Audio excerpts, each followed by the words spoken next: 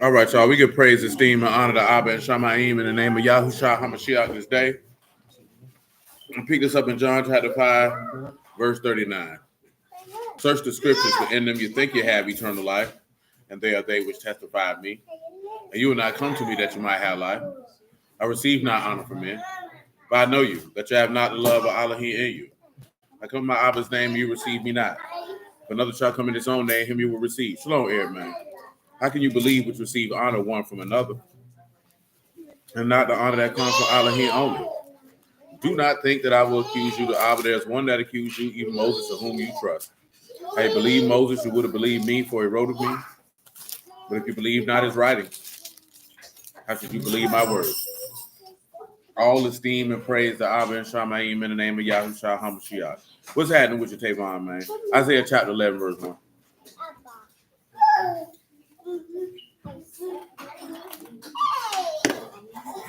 Hey, free. Thou shalt come forth. What's happening with your GP? What's shalom, brother Ernest, man? God damn. That trying to kill the whole room.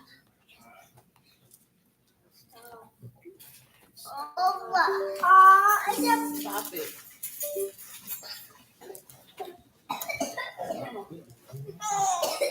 Hey, man, shalom, brother Craig, man. Shalom, brother Rob, man. Hold on, y'all.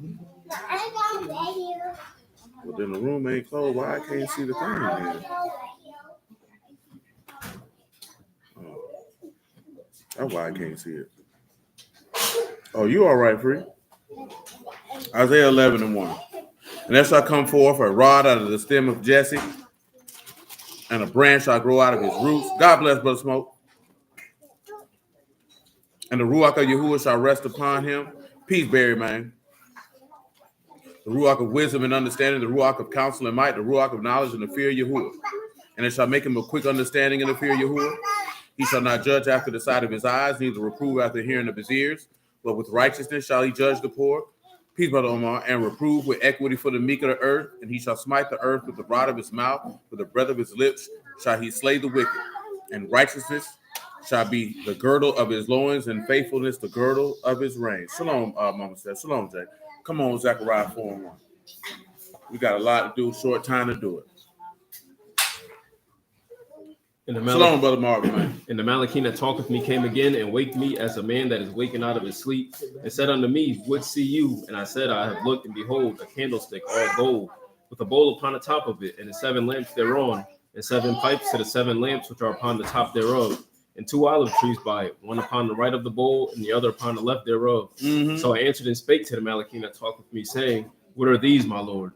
And the Malachim that talked with me answered and said unto me, Know you not what these be? And I said, No, my Lord. Shalom, and he answered and spake unto me, saying, This is the word of Yahuah unto Zerubbabel, saying, Not by might, nor by power, but by my Ruach, saith Yahuah of hosts. Cool.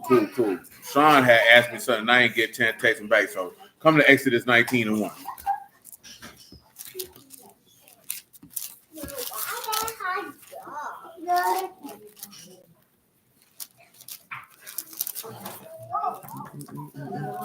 Come on with it. In the 3rd month, when the children of Yasharah were going forth out of the land of Egypt, the same day came they into the wilderness of Sinai. And they were departed from Rephidim, and where come to the desert of Sinai, pitched in the wilderness. And there Yasharah camped before the mount. And Moses went up unto Elohim, and Yahuah called unto him out of the mountain, saying, Thus shall you say to the house of Jacob, and tell the children of Yasharah, you have seen what I did unto the Egyptians, and how I bear you on eagle's wings, and brought you unto myself. You know that line up with Revelation 12 with the remnant of the woman being taken into the wilderness. Go ahead. Now therefore, if you will obey my voice indeed and keep my covenant, Shalom, then you shall be a peculiar treasure unto me above all people. For all the earth is mine. Now if you will do what? Keep my covenant. Oh, if you will obey my voice indeed. And you do what? And keep my covenant. You'll be a what? Peculiar treasure unto me above all people. For all the earth is mine. You shall. First Peter chapter 2, verse 6.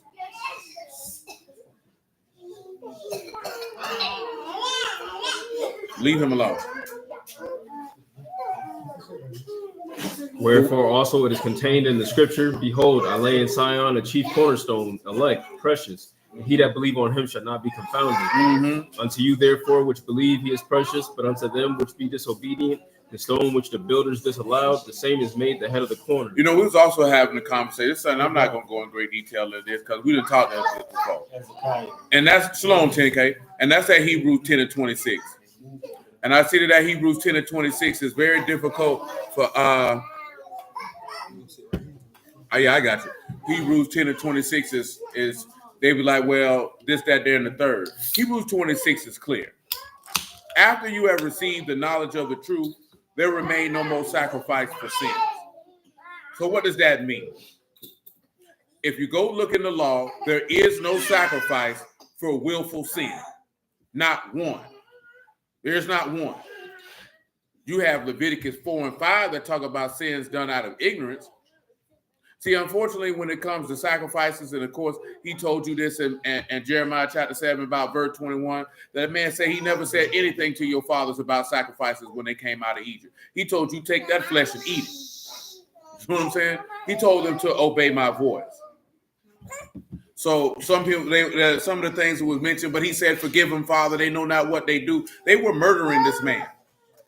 You know what I'm saying? Which is an example of the sins out of ignorance, because we read it last night. They didn't know what they were doing or who they were doing it to. You know what I'm talking about? This is what allows you to go into the city of refuge in the spiritual sense, but that's another conversation for another day. You know what I'm talking about? But the Shalom East, man. But the fact of the matter is this. If you have received the knowledge of the truth and you go willfully sin, well, you cook. You know what I'm talking about? You cook. We're not talking about no sins out of weakness.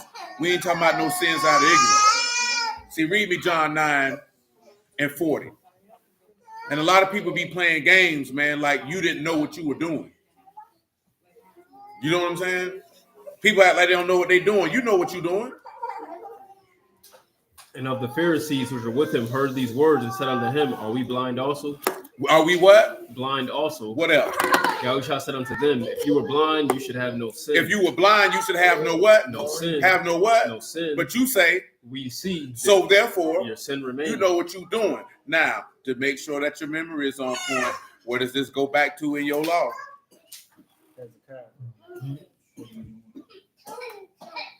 Well, if you don't remember, Adam and Eve were blind.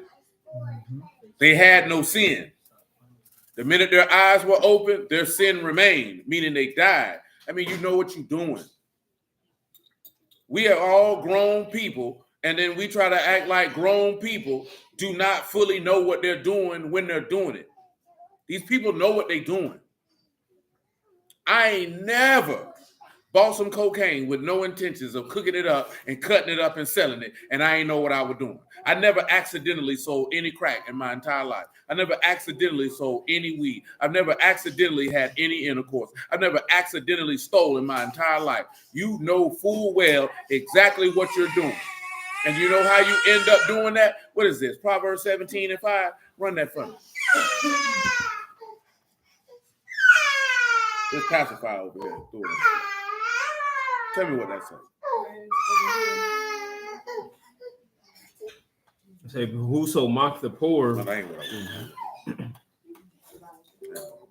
Might be. So let me see. Oh. And this goes back to something that I mentioned the other day.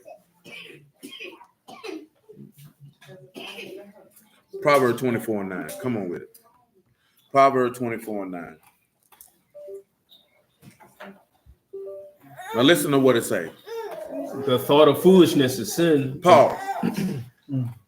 Now people think thoughts, and they think that means those are material thoughts in your brain. But share with them that Hebrew word for thoughts and definition. Now I know the definition, and I can tell it to you without reading it. But I would prefer that he read it out loud, and then you find it for yourself. That's Zamam, a plan, device, wickedness, evil plan, mischievous purpose. A plan. So it's not just a thought in your brain. You're plotting and you're planning a mischievous and evil device. That means you thought it out before you did it. Now, why is that plan sin? Because you're going to go ahead and act that out. Because you know what the book tell you, as a man think, so is he. This is why he says it's an abomination for a heart that divides wicked imaginations. You know what I'm saying? You sitting around planning on doing evil stuff 24/7. That man say you're an abomination. But when you have this wicked plot, plan, or device or thought that pop in your head, you're supposed to do what it say right here in 2 Corinthians 10:4. Go ahead and run that for me.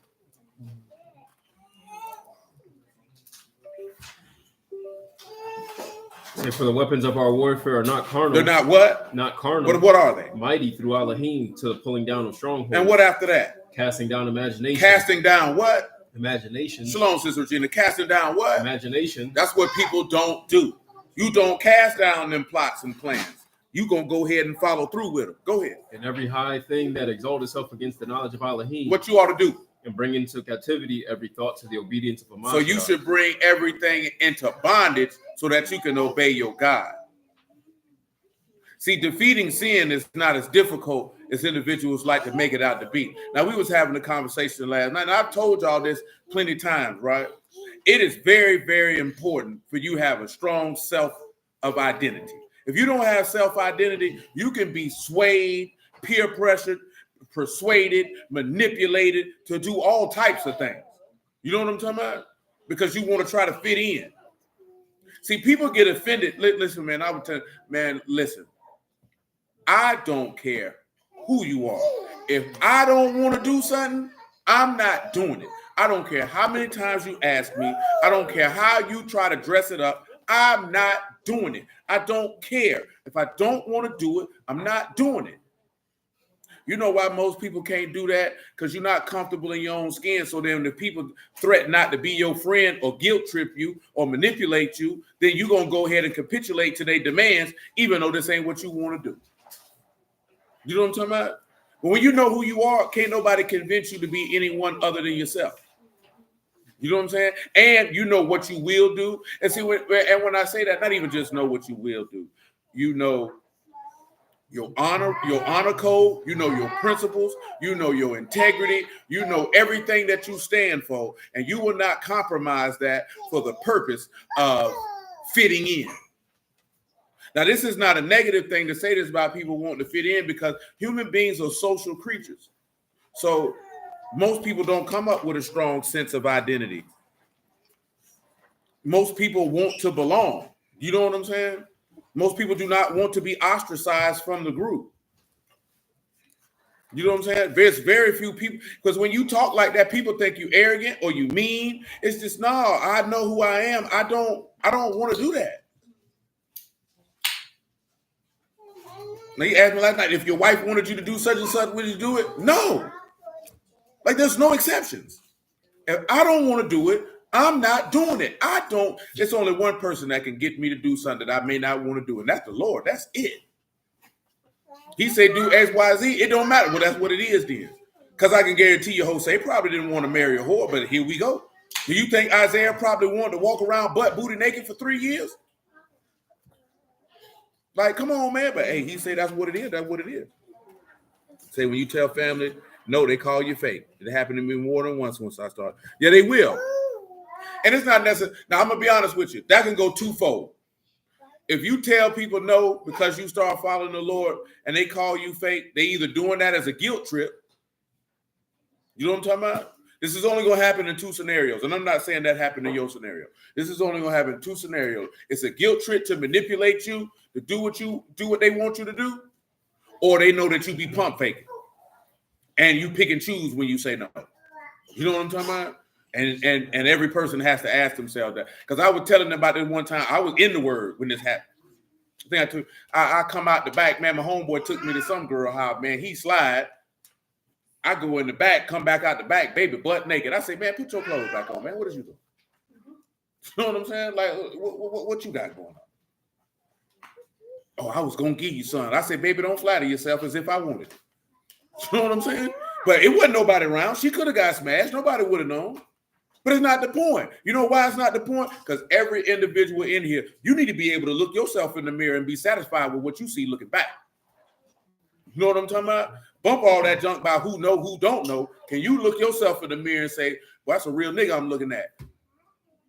Or you going to look yourself in the mirror knowing that, hey, you like for nigga to bust up your back? You out here having sex with other people's wives. You out here doing this, that, there, and the third. You standing in front of people talking one. See, that's more damaging than getting caught, in my opinion. You looking yourself in the eyes and knowing, well, you a whole hoe out here. Some people cool with looking in the mirror and not liking what they see and getting up and going every day. I can't live like that. I don't even want to know how that feels. I don't want to know how that feels, that I don't like what's looking back in the mirror because I'm living one way, but telling people I'm living another. You know what I'm saying? That'd be like if I were going to school and I'm telling people, yeah, I go to work every day knowing I'm selling crack. I ain't volunteer the information, but if you ask, hey, man, you know what it is, you know what it ain't. No, I ain't walking around telling people we selling drugs, but they like this here. I seen you out there. Also, one of the dudes I knew that knew my mom, he said, I seen you out there on that corner, boy. I say, well, shoot, you know what it is. You know what I'm talking about? That's all I can tell him. You know what it is, man. What I'm going to tell him? No, we were just hanging out. He ain't stupid. You know what I'm talking about? He know what's going on. You know what it is, man. We making moves out here, baby. He just say, boy, you better be careful. You got to make sure when you look yourself in the mirror every day that, boy, you like what you see in return. Because if you know you living sour and you can still feel comfortable looking yourself in the mirror every day, well, you gone, boy. You gone. It's over for that. In a bad way. Romans 1:28. In a bad way.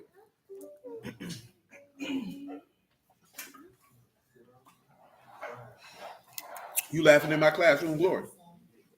What you laughing at?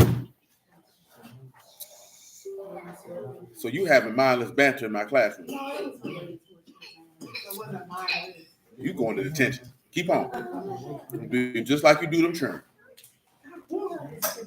You be sending them children to detention. I know you do. You be sending them to in-school detention.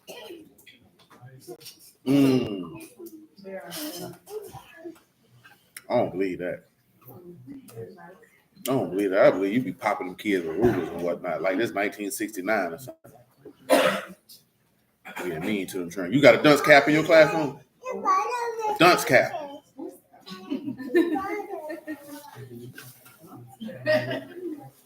Just gonna let that be. Come.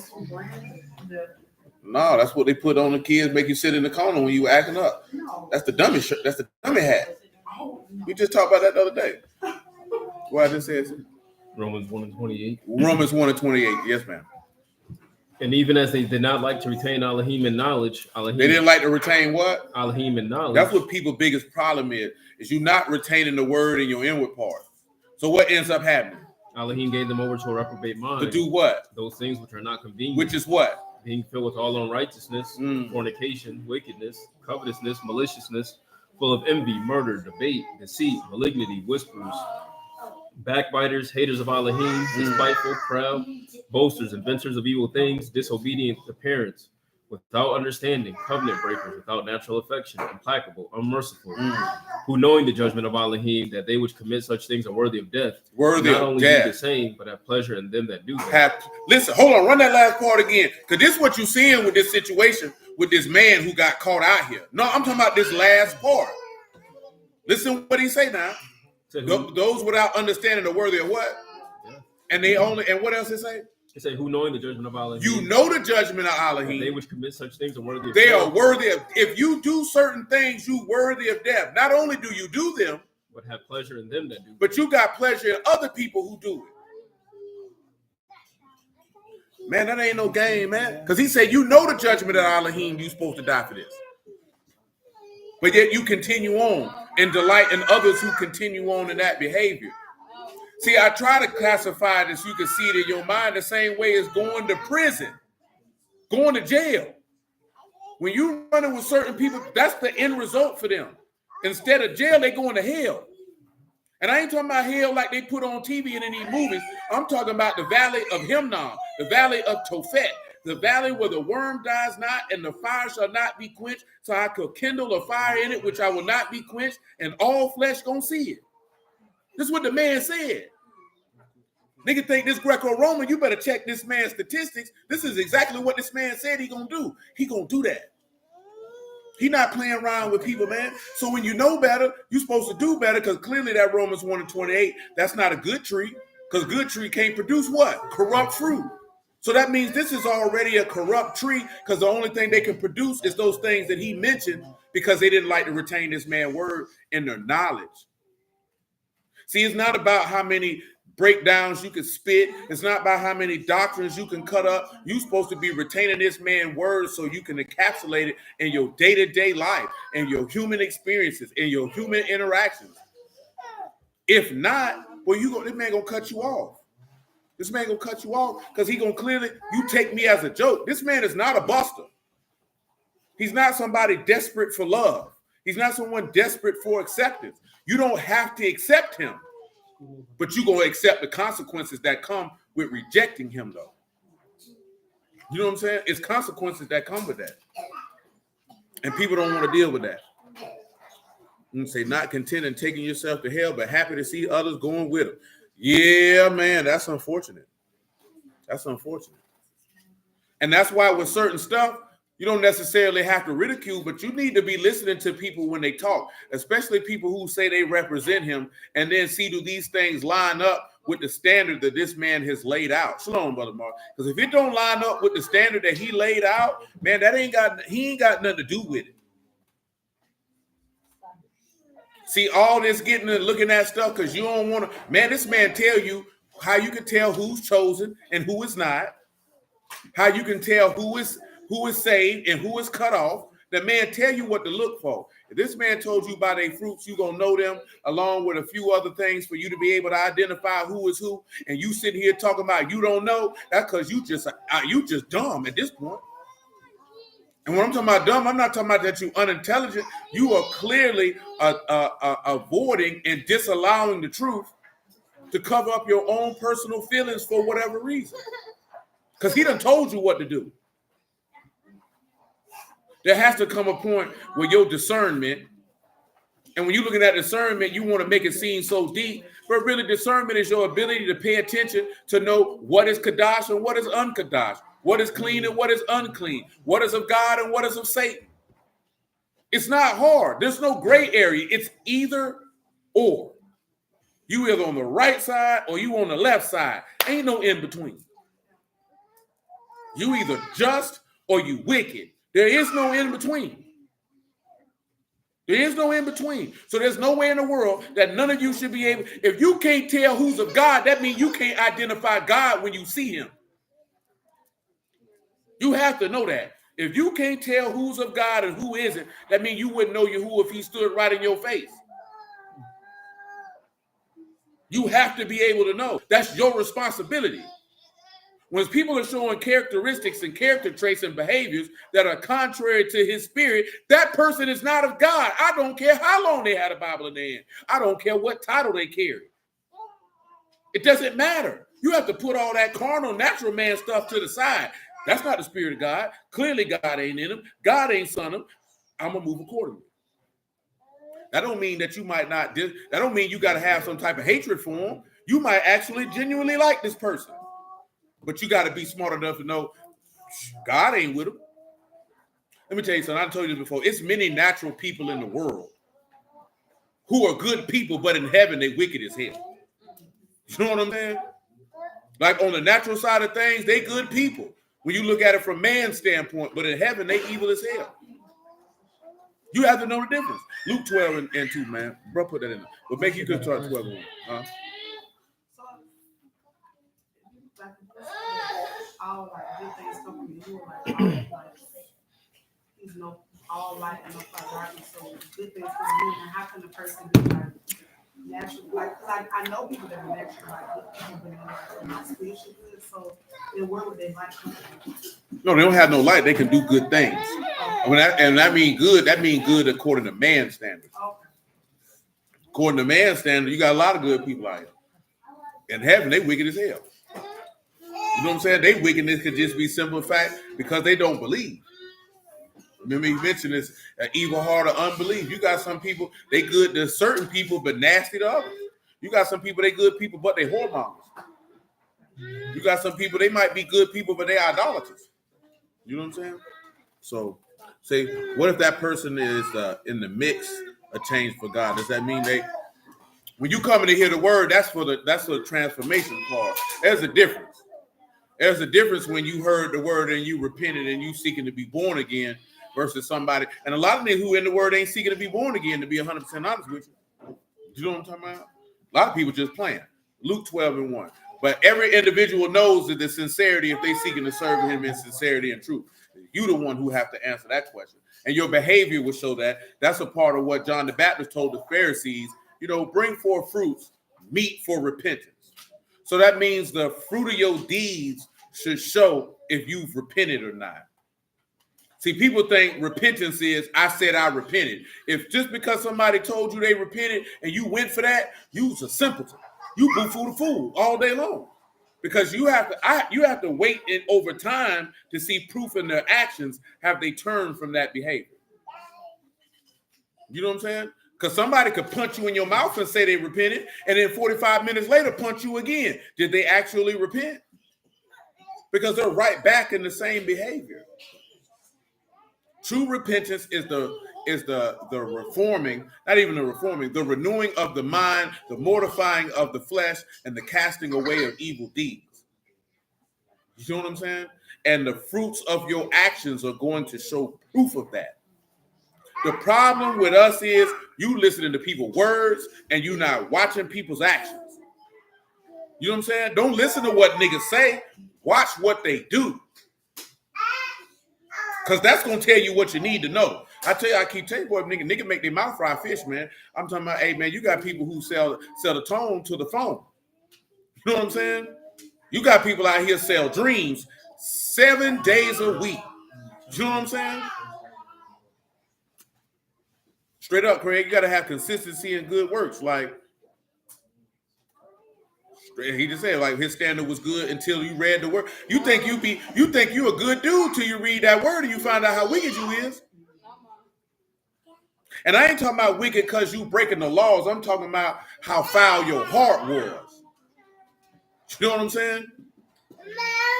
Because a lot of us don't realize how foul your inward parts was until he shined that mirror on it. And then you say, hey, boy, we got to clean that out. You got to clean that out. See, everybody just want to focus on the commandments. Oh, you got to keep the Sabbath. You got dudes who keep the Sabbath, don't eat pork, and they inward parts is foul. You know what I'm talking about? Foul. That heart ain't been circumcised. That heart ain't been circumcised, man. He ain't put off the body of sin. Well,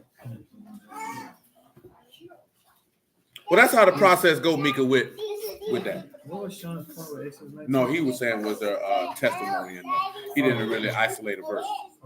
Luke 12:1. In the meantime, when they were gathered together, cut it out before I figure it out for you.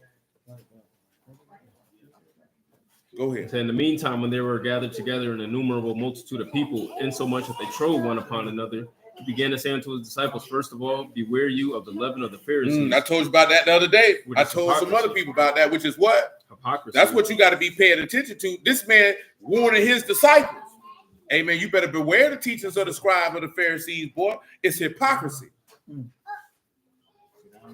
For there is nothing covered that should not be So that's revealed. good. He said, letting you know, man, you ain't necessarily got to point it out. Hey, they doctrine false. He trying to put you up on game. A lot of y'all don't move with no stealth. You don't move like people who supposed to move. You peep the game and you move accordingly. Sometimes shut your mouth and stop talking so much. Shut your mouth, open your eyes, open your ears, peep the game, use your brain. You know what I'm saying? Sometimes running your mouth, you expose the play. These people can adjust the game they running because you talk too much. You know what I'm talking about? As Juvie once said, man, on who's the MFer? You know what I'm saying? He said game can be overcome if you silence your tongue. You know what I'm talking about? But that's real nigga activity. Game can be overcome if you shut your mouth. If you just be quiet and let these niggas move, you can because let's say, man, sometimes, man, you gonna show your hand and then they can change their hand. Don't show your hand. Sometimes keep it close to the vest. Keep your poker face on. Let them keep thinking they getting over. That's the best way to get an arrogant, prideful nigga is let him think he winning when you know what he doing. You know what I'm saying? That's how you move your chess piece. You niggas getting checkmated in 3 moves because you can't wait to move a piece. Man, just sometimes just sit back and be still. I'm gonna just push that pawn over here. Slide this rook over here. He thinking he finna get my king real quick. Got him. As an arrogant, prideful person who think they always getting over on people, they always gonna overextend themselves because their pride won't let them be cool. You know what I'm saying? Your pride won't let you be quiet because you feel like you got to call it out. It is something that humans have. That's why you got to kill it. You got pride and ego, but you don't have to let it run you. You don't have to let it control you.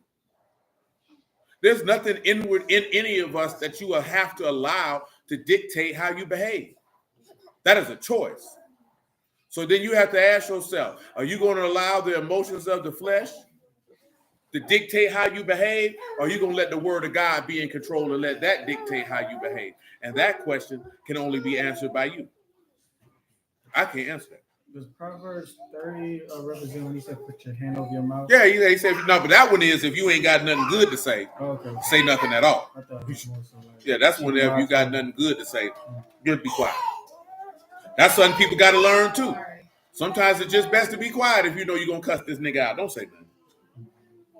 Knowing that you done spoke evil and this, that, he just don't say nothing. Get John 3:20, bro. Put on that too. More, you acting up. You acting up. You acting up. That is people's biggest downfall, that's for sure. And that's why you have to keep it in check. You know what I'm saying? Because that's why he said he resists the proud and give grace unto the humble. Now, turn the other cheek is dealing with when you dealing with an enemy. That's your brother. You know what I'm saying? Not just some random person. It's not necessarily dealing with violence. The best situation to describe it is Saul and David, because Saul was trying to kill David, and David pretty much, you got it, bro. You know what I'm saying? Now I come from a family where the instruction was never do harm to somebody who looks like you if you have an opportunity to walk away from that. Somebody who looks like you is not your enemy. You know what I'm saying? You don't need to have no anger, no angst, or anything because they going through the same thing you going through. So what you want to hurt them for? You know what I'm saying? So sometimes turn the other cheek is the ability to know that let stuff go. You know what I'm saying? Just let that go.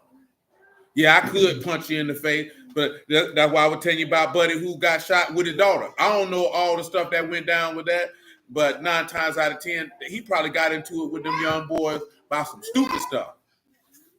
You know what I'm talking about? And them boys ain't let that go. You know how I know they ain't let that go? Because they shot at him in broad daylight with no care, concerns, or regard. And when somebody do that, shalom, Johnny Goes, man. When somebody can shoot at you in broad daylight, kids with you, it ain't even if your child with you, bro. You got a car wash in the middle of the day. That's somebody who ain't got no cares, concern, or regard whatsoever. You know what I'm talking about? None. That means he wasn't going to turn the other cheek. He wasn't letting that go. You know what I'm saying? And you got to make sure you be careful who you be fooling with.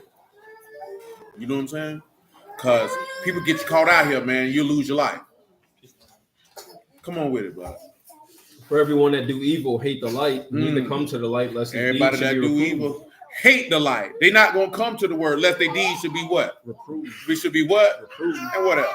But he that do truth come to the light, that his deeds may be made manifest, that they are wrought in Elohim. But those who want to say they soul, they're going to come to the word so their deeds can be made manifest, so that their work can be in God. That's what people who want to be saved, that's what they're going to do. Everybody's not going to want to do that. But you can't be concerned with what everybody else want to do. You have to make the determination is this way you want to do. You know what I'm saying? And if that's what you want to do, then you got to come to the light. You got to come to Elohim. But come on back to what? 1 Peter chapter 2. Where was that? Verse 6? You can run that again. Yeah, that was crazy, man. You know what I'm saying? But that's why I take people, leave people alone. Because some people ain't going to turn the other cheek. You know what I'm saying? Some people ain't going to be like, oh, man, you right, man. My bad, bro. Yeah, some people going to be like, boy, when I see him, I'm going to kill him. Come on. Wherefore also it is contained in the scripture, behold, I lay in Zion a chief cornerstone, elect, precious. He that believe on him shall not be confounded.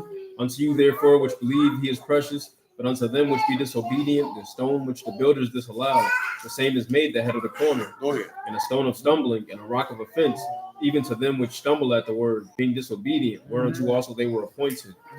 But you are a chosen generation, a royal priesthood. See, that is going back to what's in Exodus. A Kadash nation, a peculiar people, that you show forth the praises of him who have called you out of darkness into his marvelous light. Say MLK say darkness can't drive out darkness.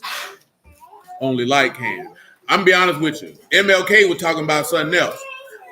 And theoretically he would be right. But he was talking about man with man. And I'm gonna be honest with you. Man can't drive darkness out of man. You know what I'm saying? You can bring forth the light of God unto man, but if man hate God, he gonna kill you and everybody with you. You know what I'm talking about? The only thing that can drive darkness out of man is the word of God, and that man has to want that word to resonate in his inward parts. You know what I'm saying? And most people don't. As we just read from John chapter 3, because most people deeds are evil, and they don't want to come to the light so that they're shown that their deeds are evil. And that's just the reality of it. You know what I'm saying? Because most people just want to do what they want to do. You know what I'm saying? But go ahead, bro. But I'm picking up what you're putting down, though. Which in time past were not a people, but are now the people of Elohim, which had not obtained mercy, but now have obtained mercy. Dearly beloved, I beseech you as strangers and pilgrims, abstain. That's good. Now, we were focusing on that because he's saying, if you take hold of my covenant, you'll be a peculiar treasure, which he said. If you take hold of a Mashiach, then you'll become a peculiar treasure. And, you know, peculiar just means odd. You know, as Paul wrote in another place, we fools for Hamashiach's sake. To the whole world, we look like idiots. To unbelievers, you're going to look like a fool. That's just part of the game. That just come along with the territory. You know what I'm saying? It is what it is. You can't be concerned with it. Come on with it, bud. We in verse 6. They go Gino, just posting random verses for no reason whatsoever. No. That boy in Vegas living it up. That Gino Pow. Pow Pow. Kung Pow. Pow Pow. Exodus 19:6. Kung Pao chicken. I don't like Kung Pao chicken. And you shall be unto me a kingdom of priests and a Kadash nation. These are the words which you shall speak unto the children of Yasharal. Is that the origin of April Fool's Day? What's that, mushroom? I forgot what was the origin of April Fool's Day. It's not coming to the beginning of my mind. Dwayne Jamal, what are you doing?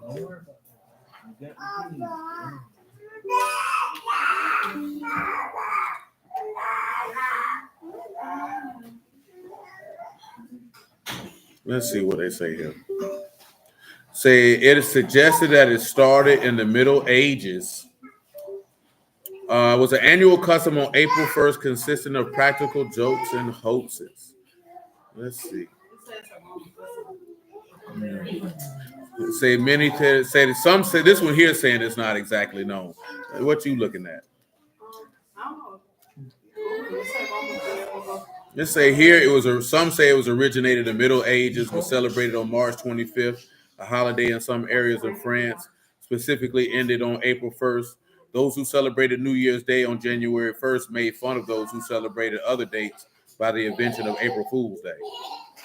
The use of January 1st as New Year's Day became common in France only in the mid-16th century, and the date was not adopted officially until 1564 by the Edict of Roussillon, as called during the Council of Trent in 1563.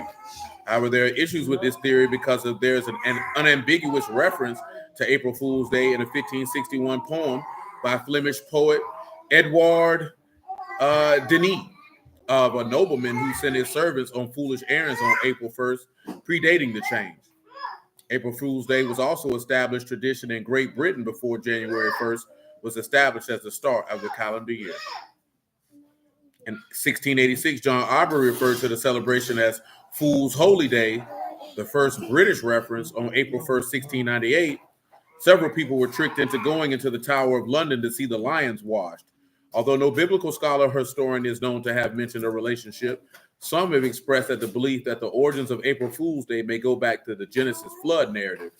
In the complete compendium of universal knowledge of 1895, writer William Ralston Balk wrote, "All Fool's Day is traced through every country of Europe to the Hindus. The Public Advertiser for April 13, 1789 contains the following paragraph. Humorous Jewish origin of the custom making of fools on the 1st of April. This is said to have begun from the mistake of Noah in sending the dove out of the ark before the water had abated on the first day of the month among the Hebrews, which answers to the 1st of April.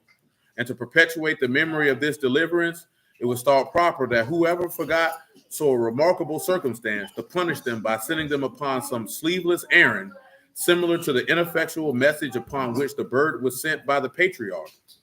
The custom appears to be of great antiquity and have been derived by the Romans from some of the Eastern nations." I have heard people say that it was made to mock people who celebrated the New Year in January. It's closer to the real thing. Here you go, because he, gonna cut where Eric came. He said it started off as a harvest day, and it was changed, but some still celebrated, and those who celebrated on April 1st were called April Fools. Yeah, I play at Eric, man, because Gino in here flooding the chat like he always do, so I can't see y'all correspondence. So they call us fool. They probably do. And from what I can see, Mother Sharona, it's a lot of conflicting. That looks like that's going to depend on who you talk to. And meaning culture-wise and society-wise, what they got going on with that. What you just read, Sid? Exodus 19:6. Read that for me again. And you shall be unto me a kingdom of priests and a Kadash nation. These are the words which you shall speak unto the children of Yasharal. Give me Revelation chapter 5, verse 6 is sufficient. Come on, son. And I beheld, and lo, in the midst of the throne and of the four beasts, in the midst of the elders, stood a lamb, as it had been slain, having 7 horns and 7 eyes, which are the 7 Ruachs of Elohim, set forth into all the earth. He came and took the book out of the right hand of him that sat upon the throne. And when he had taken the book, the 4 beasts and 24 elders fell down before the Lamb, having every one of them harps and golden vials full of odors, which are the prayers of saints. And they sung a new song, saying, You are worthy to take the book and to open the seals thereof, for you were slain and have redeemed us to Elohim. Redeemed us to Elohim for what? By your blood, out of every kindred and tongue and people and nation. And what happened? Have made unto us our Elohim kings and priests. Made us what? Kings and priests. Revelation 1 and 3. Why is that important that you kings and priests? I always looked at it, king because you get the rule over your flesh, and priest because you can offer spiritual sacrifices to Mashiach, the Roman forces. Go ahead, your Sid. body is a living sacrifice. It say, Baruch is he that read, and they that hear the words of this prophecy, and keep those things which are written therein, for the time is at hand. What? John to the 7 assemblies which are in Asia, grace unto you and shalom from him which is, and which was, which is to come, and from the 7 Ruachs which are before his throne. From Yahushua HaMashiach, who is the faithful witness, the first begotten of the dead, the prince of the kings of the earth, unto him that loved us and washed us from our sins in his own blood, and have made us kings and priests unto Elohim. He made you what? Kings and priests. Made you kings and priests by his what? Unto Elohim and his father, to him esteem and dominion. Now, you know why that go back to what we were looking at in Zechariah 6, when he told that he'd be a king and priest on the throne and the council between them both. And you know how I know this? Go ahead and read Revelation 20 and 4. Go sit with your mama. Go sit with your mama, son.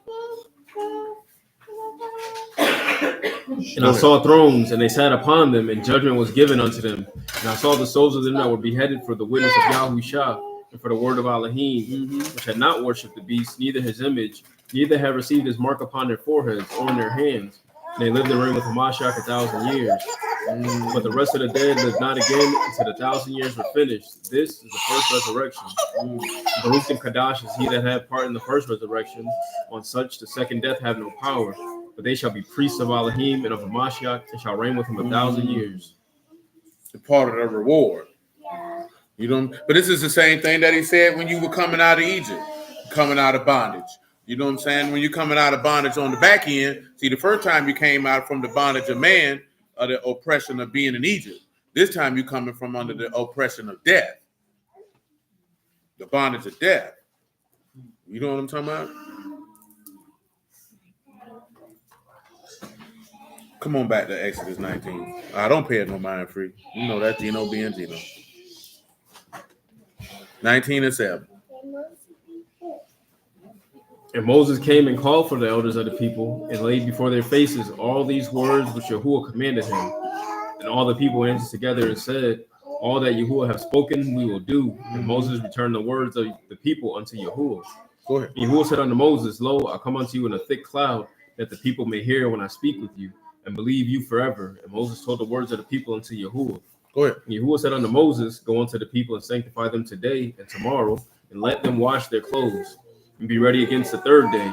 For the third day Yahuwah will come down in the sight of all the people upon Mount Sinai. You should set bounds unto the people round about, saying, take heed to yourselves that you go not up into the mount or touch the border of it. Whosoever touch the mount shall surely be put to death. Now, the back end of that, Sean, is just mainly them getting ready for Yahuwah to appear. It's not necessarily certain things that pertain out the gospel with that, more so pertaining to on the back end when he returned. You know what I'm talking about? You're not going to be able to approach under this man and you unclean, especially when you drop down here and look at verse 14.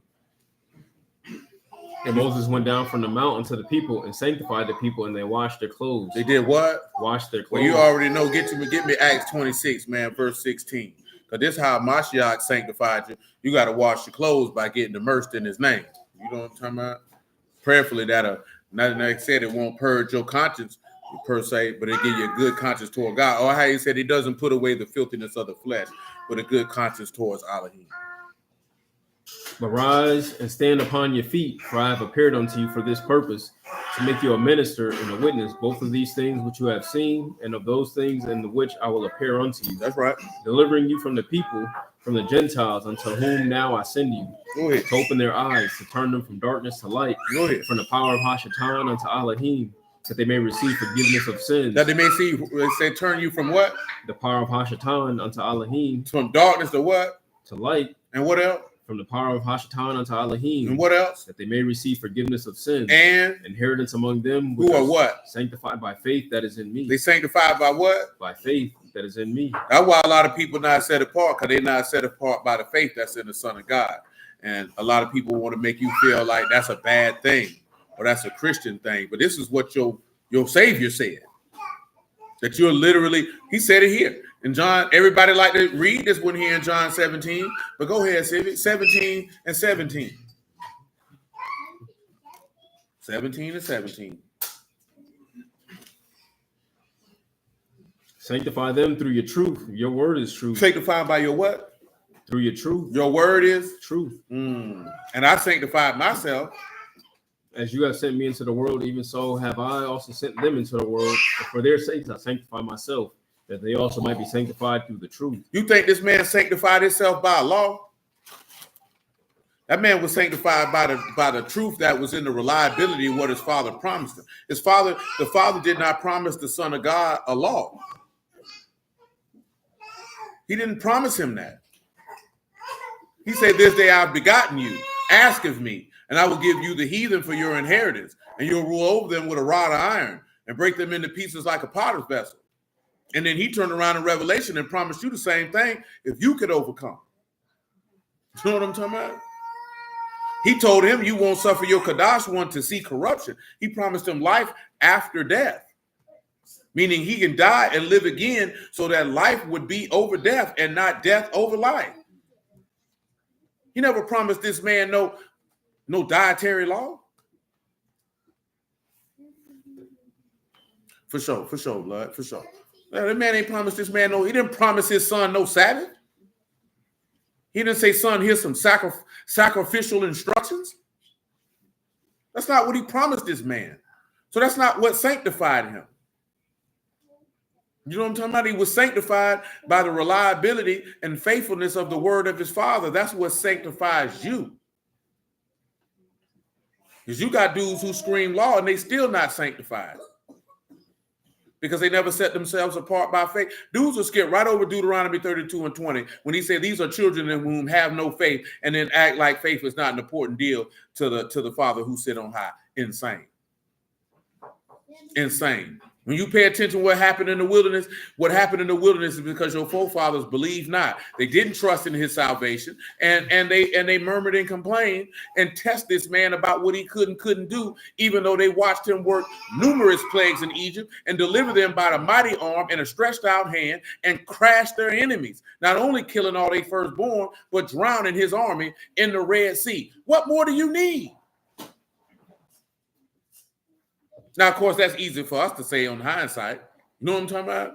But when you look at the reality of the situation, if he did all, remember what we read last night in John 7, he say if the Messiah coming, he going to do more miracles than what he done did.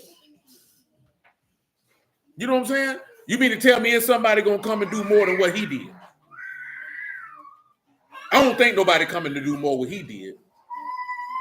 They watched their God work. And they denied him. That's tough. You know what I'm saying? That's tough all the way around the board. Amen, Quran. That's tough all the way around the board, bro. Where we at with this here? Go to down 17. Yeah. We good. We good on it. So, yeah, I think we good on. Get this Genesis 1 and 26. Barry asked about. He want to see the difference between when man is formed and then where you see Adam mentioned. Y'all in there acting up. Hold on, let me tell you why.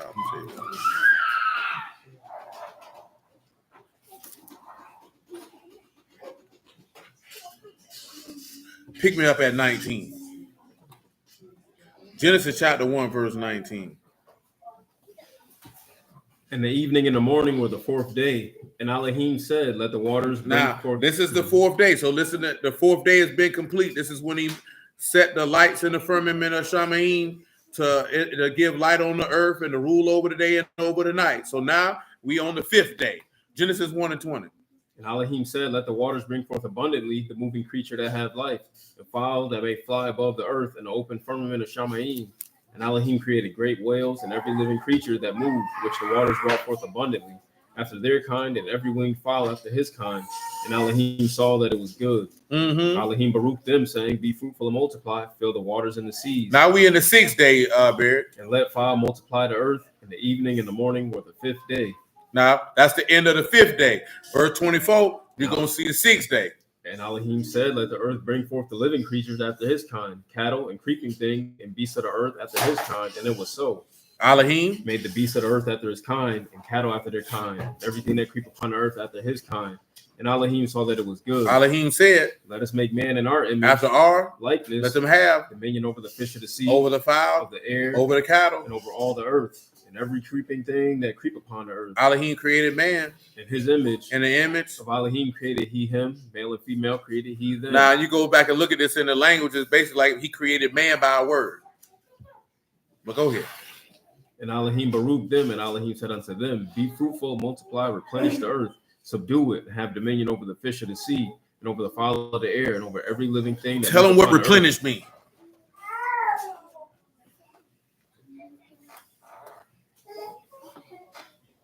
Malay, to fill, to be full. So this doesn't mean replenish like you drunk all the orange juice and left a swallow in the container. Now you need to go get another. Because people think replenish means it was more people, there was people there before. Now they gone. Now we need to put some replacements. Read that definition again, sir, and that word again for them, please, sir. This is Malay, to fill, to be full, or to consecrate, to fill the hand, to be filled, be armed, be satisfied, to be accomplished, to be ended. So this means to fill or to fool or to set apart. Complete. So that's what that means. It's not people who would. That's not what that word means. So again, this is going back to what we talked about last night about Joseph being a fruitful bow or a fruitful son, and that that Yahushua is that root from the stem of Jesse, And that fruitful vine that produced fruit, and everything that dwell in that vine must produce fruit because he produced fruit. That's why a good tree can't produce corrupt fruit. Because remember what the law say right here in Genesis chapter 1, let us bring the earth yielding, the earth bring forth grass, the herb yielding seed, the fruit tree yielding fruit after its kind, whose seed is in itself. Yahushua only gonna yield fruit that's like him.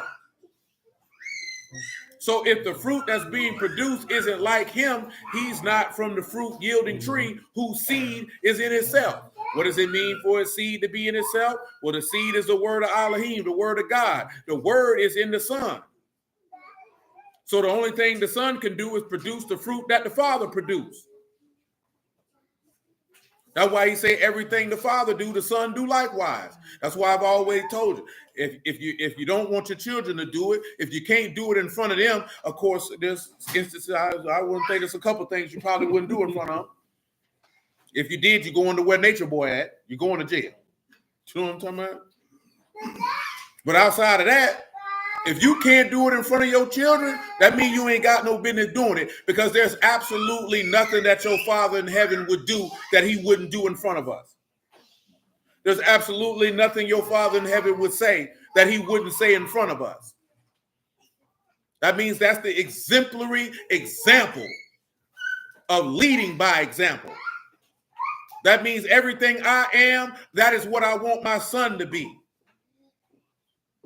If you got to duck off and I don't want him to see this here, and that means you ain't got no business doing it. If you gonna drink, you should be bold enough to drink right in front of your children. If you want to wait till they get in the bed, that means you ain't got no business drinking. Because you ain't drinking just because you want to kick back to take the drink. You don't want them to see you doing it. That means you ain't got no business doing it. That's why I told you, you want to use quote-unquote profanity, that's your business. But don't you chastise your child if they say it. And if they say it in school and the people got a problem with it, you better not chastise them because them people got a problem with it. Because the minute you do, you show yourself to be a hypocrite. How you going to chastise this child for the verbiage you using? How you going to tell him you can't say that, that's wrong, but you using it, and he want to model himself after you? We got a conundrum there. You know the nigga saying, do as I say. Mm-hmm. Yahuah, I seen somebody say that today, talking about, Yahuah ain't bound by his law. He can operate outside it. You're a lie if you ever told one. You know how goddamn stupid you got to be to think I'm going to give you a law for you to keep, but I ain't got to abide by it? That's poor leadership. That's why these wicked niggas be sinning.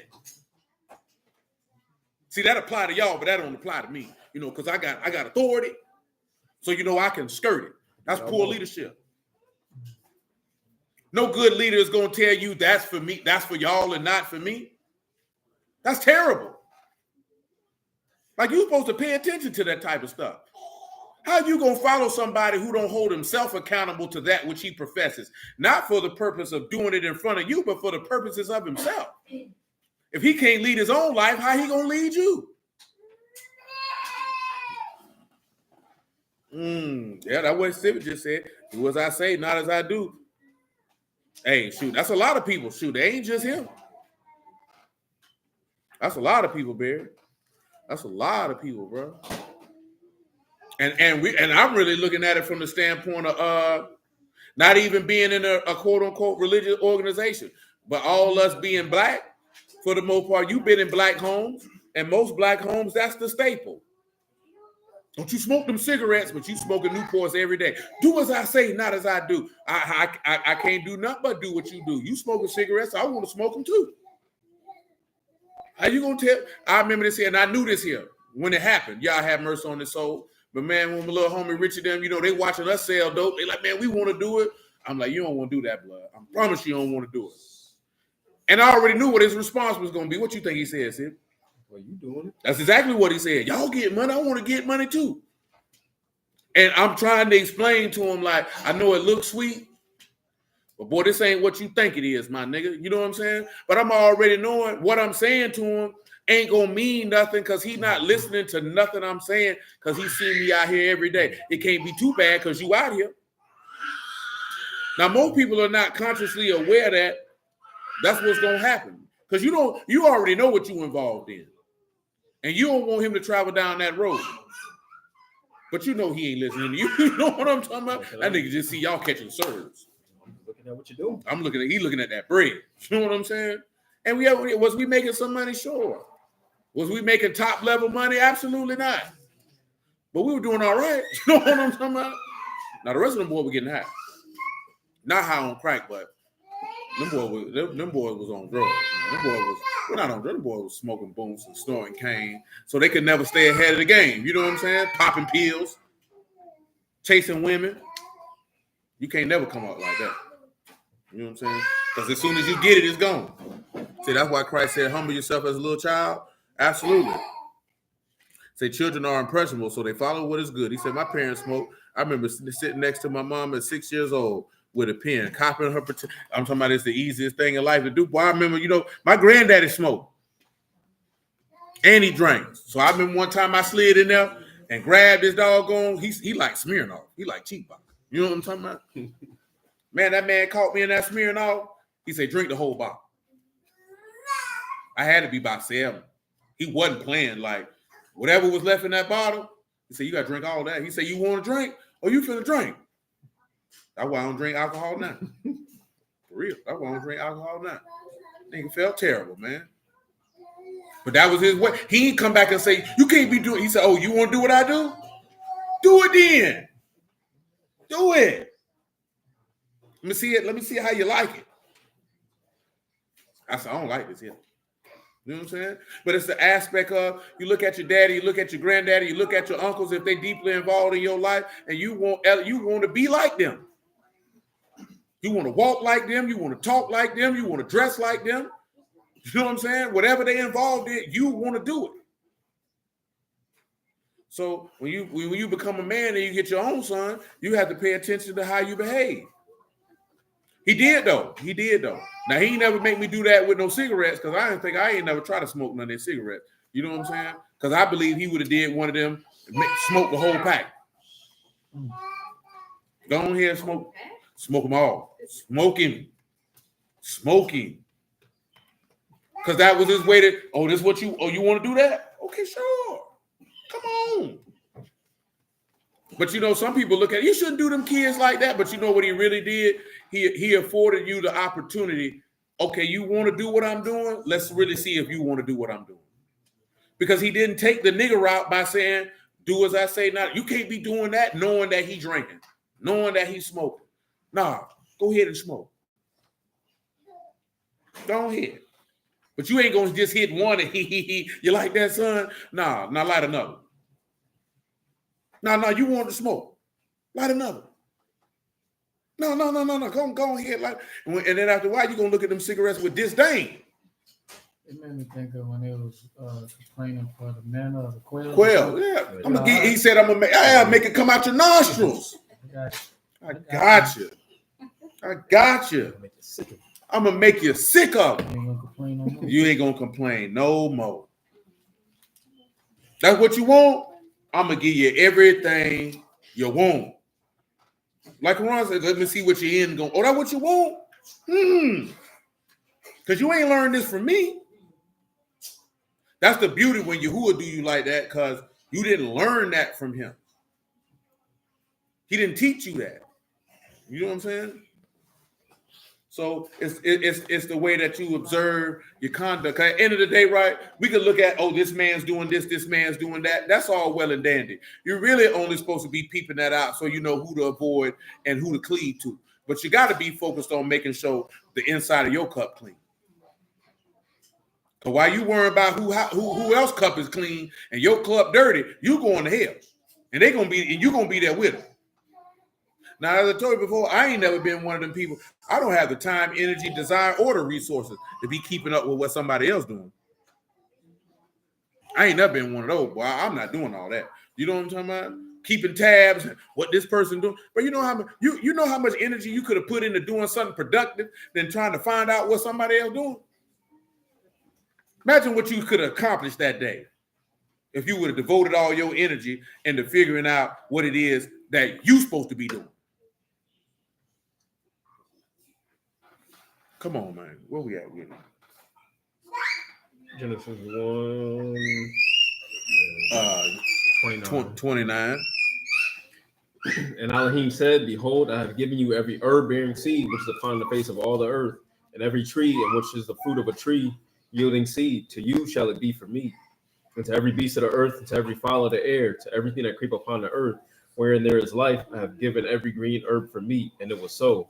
And Elohim saw everything that he had made, and behold, it was very good. In the evening and the morning were the sixth day. So man is made on the 6th day, Barry, but this is where it get real at. Now the Sabbath come and he rests. The difference what you see from Genesis 1 to 2 is he hadn't put life in him yet. He formed him, he made him, but he hadn't animated him. You know what I'm talking about? So when you get to Genesis 2 and 7, and you see that man is in the garden and he breathed into his nostrils and he became a living soul, now he's animated. Most people look at that Genesis 1 and think, oh, he was animated right then. But he wasn't animated yet. But he was made on the 6th day. Now, whether you look at it in Genesis 2 as that being the 8th day, he was given life on the 8th day. And that's a whole nother conversation if you're able to pinpoint and say that's the 8th day. Can we pinpoint and say that's the 8th day? Probably not. Unless you want to look at a narrative and say, okay, the Sabbath is concluded, he's beginning to work again, and then he give him life. And then when you look at that, that's the circumcision made without hands. You know what I'm talking about? Which gives forth everlasting life through the Ruach HaKodesh. But we can revisit that because, you know, truth be told, Genesis 1 and 26 to Genesis 2 and 7 is pointing to you the resurrection of the dead. But we'll come back to that. Dang, I forgot to ask her. Stanley, give me 2 books, man. I forgot to add these. It's enough books in the Old Testament for everybody to give me 2 by the time we get done with this. Nehemiah, Hosea, and Psalms is off the board. Oh, yeah. Mama Steph, you can give me he said mine said in the subtext he made oh man, that's wild. Mama Steph, you could give me 2 books from Genesis to Malachi to where we're gonna look for the witness of the resurrection of the dead. Let's say one of the 2 great prophets that preached the 7 kingdom, Jeremiah and Isaiah. So we got Jeremiah and Isaiah that we're gonna come with with that one. But yeah, Mom, so if you can give me 2 books from we got Jeremiah and Isaiah, Hosea, Nehemiah, and Psalms is off the board. Those 5 books are off the board. So we have 34 more books remaining. I probably need to write that down somewhere. Yeah. So let's see, Civic. Let's go to Nehemiah for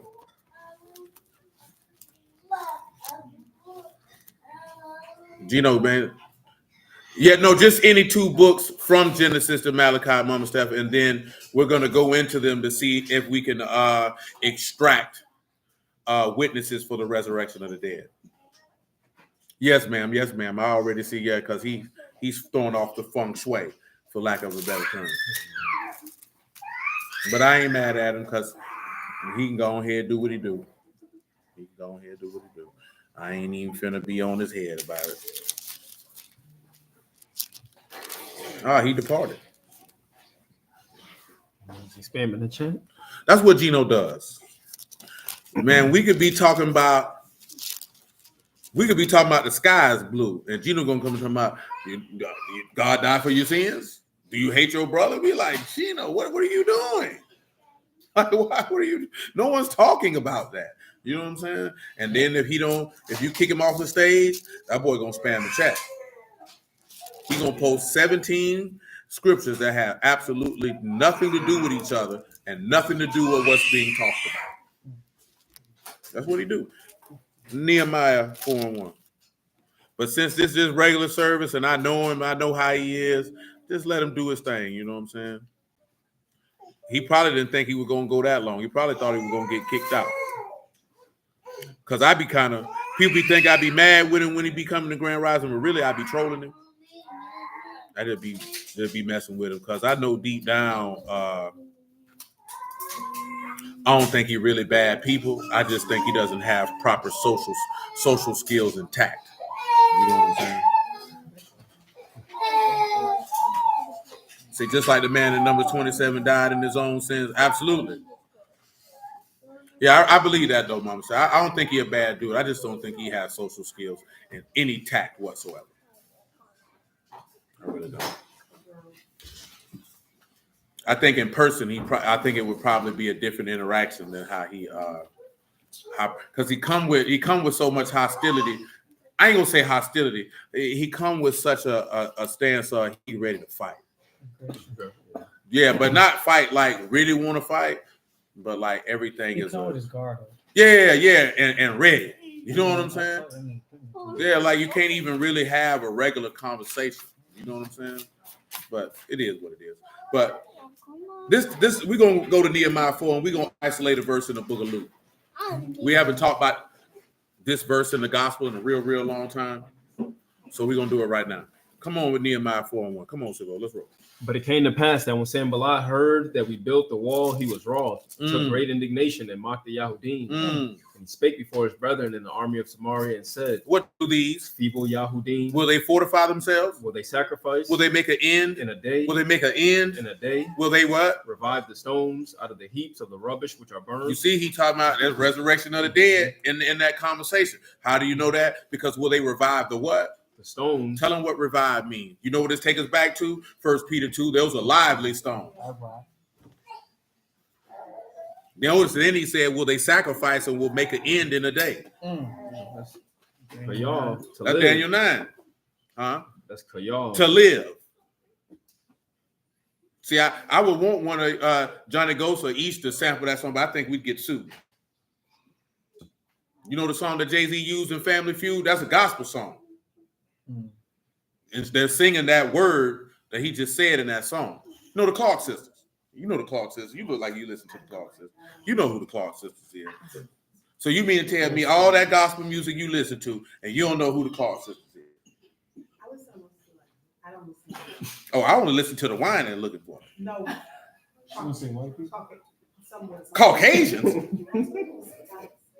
I mean, be black. This got to be the only nigga in negativity that listen to white gospel music. White gospel music is crazy word. I didn't even know there was such a genre. No, I did not. You only listen to. I only heard you listen to that one song with that one white man that you got my baby singing. They really be surfing. Jason, there's white gospel music. Everybody's appalled. No, it's very soothing. Yeah, it's not as screaming. Yeah. So it's like the actions they like the black folks. Yeah, I don't like all that. You don't like all that, but yet you listen to niggas in R&B that do the same thing. Because she said them niggas. Look at Lee. I like white gospel music. What in the caucasity is going on here? The what? Sister Regina said the gay. Oh, Sister Regina said she like it too. Oh my lamb. They all serve them.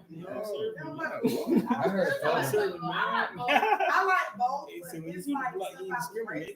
it's black, but like Tamala Man and all them, I can't. I don't listen to them. I just go back. Yeah, not like with Kurt Franklin and her. The Clark sisters are old. Yeah, they go back. That's like John P. Key. John P. Key. Yeah, that's like John I don't know the P. people, but I only know this here because I know the song that was sampled. So when you hear that sample, look at, and now y'all got my muffin chiming in, talking about the whites got to. Y'all have corrupted my muffin. Y'all have corrupted my muffin. I don't listen to the radio.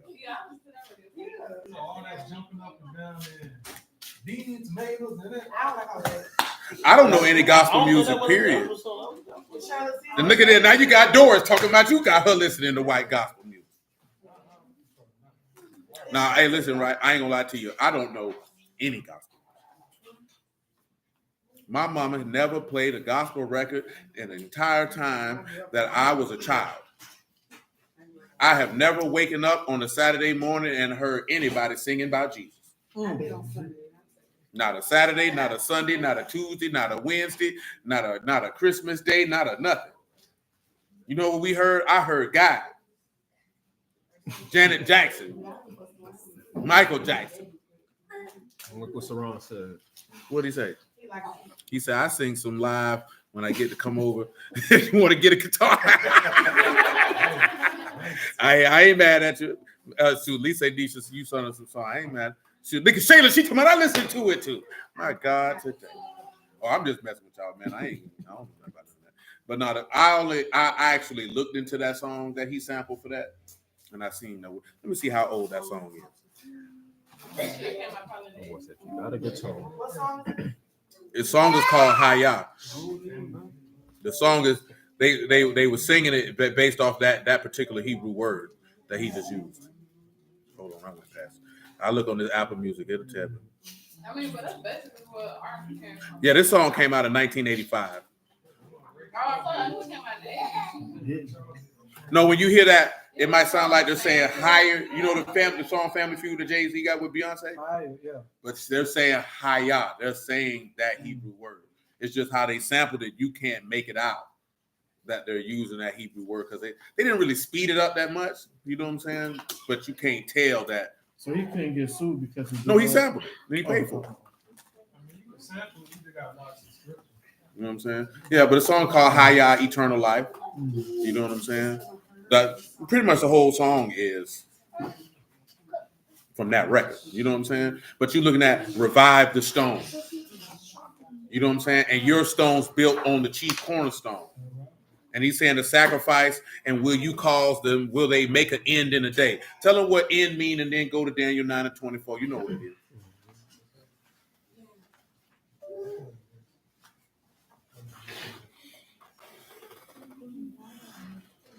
To make an end is kala, to accomplish. To finish. Will you accomplish this in a day? So come on to Daniel 9:24. Let's see what he came to accomplish. Not the Milwaukee killer. Marvin was on his top. Yeah, I missed the message, whatever he put on there. 10K said his mom used to play that. Yeah, they said that song came out September 10th, 1985.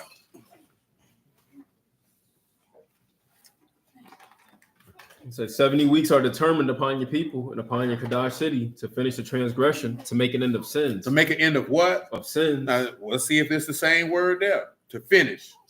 That's what a lot of people don't realize. That's what he came to do, was to make an end of sins. To make it in here, this is tamam, to complete, but it's the same definition. Finish it. What else he came to do besides make an end of sins?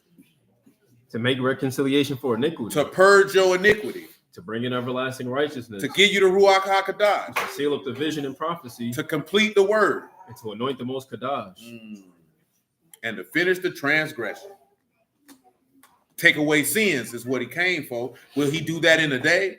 Notice what he said. Will they sacrifice? And when you go to Hebrews, and you know, most of the stuff in Hebrews is referring to the Day of Atonement, which is the day for the reconciliation or purging of iniquity. Give me Hebrews 10 and 12, if you would, sir. Make it, matter of fact, make it 7.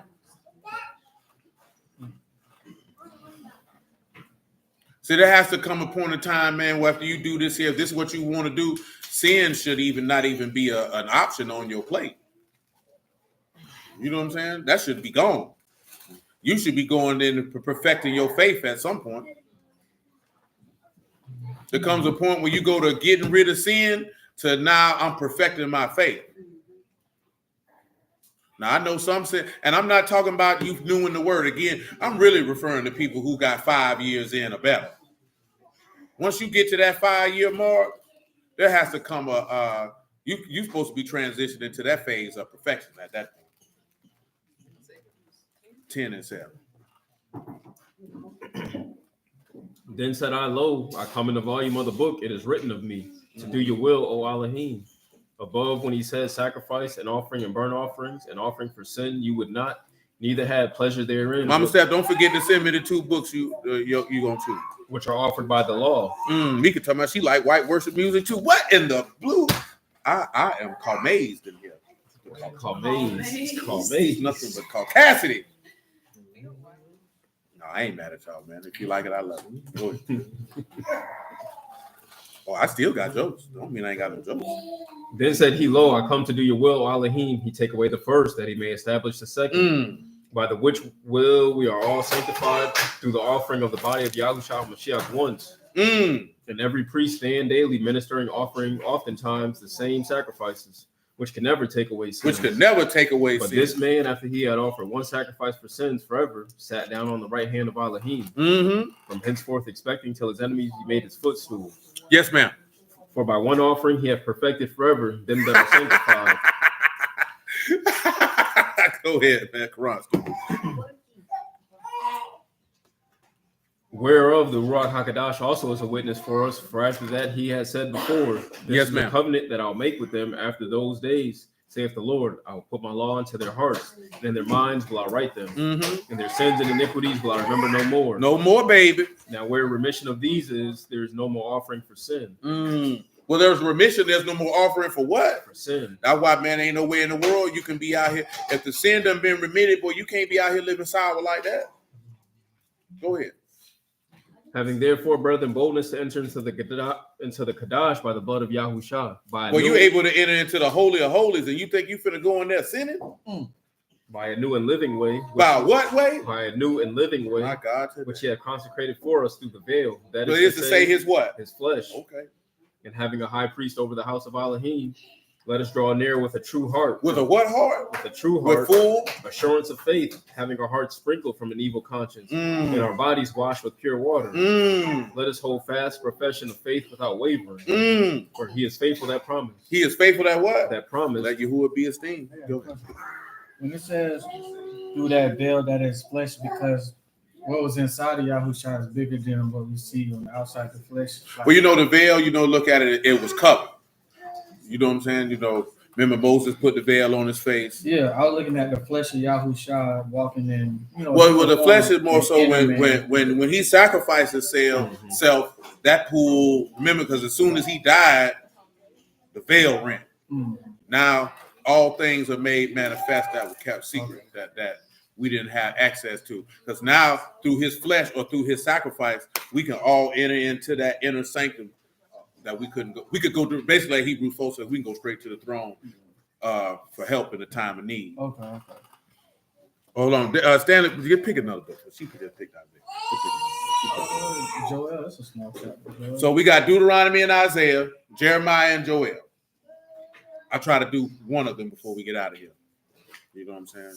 I think I did 2 in Psalms. I'm not sure, but I have fulfilled my statutory requirements for the book of Nehemiah. I'm glad that my book of Nehemiah, a lot of people wouldn't have led with that one now. Go ahead. And let us consider one another to provoke unto love and to good works, not forsaking the assembling of ourselves together as the manner of some. That's good. Come on back to Nehemiah 4 and 2.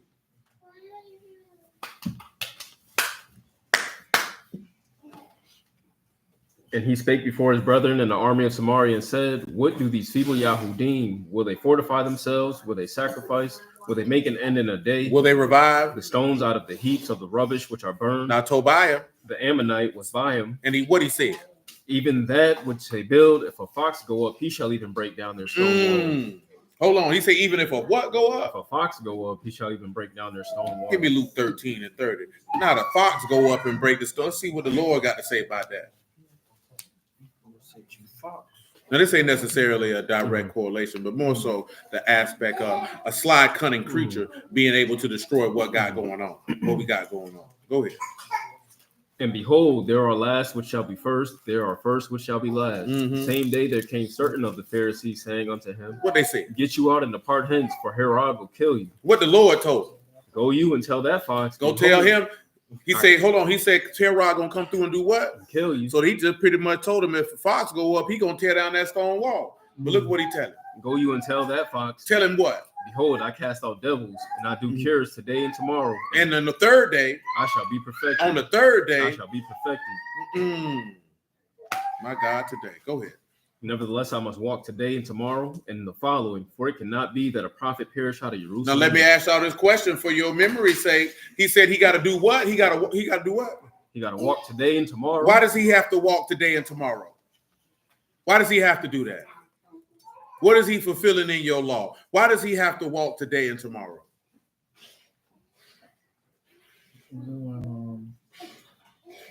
me finish the verse.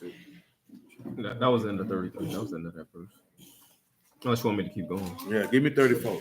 Oh, Jerusalem, Jerusalem, which killed the prophets and Okay, stoned. that's good. Why does he have to walk today and tomorrow? And the day following. Because Abraham walked the land. And Isaac walked the land. He has to traverse the territory of the land that was promised to him. Just like his forefathers had to do it.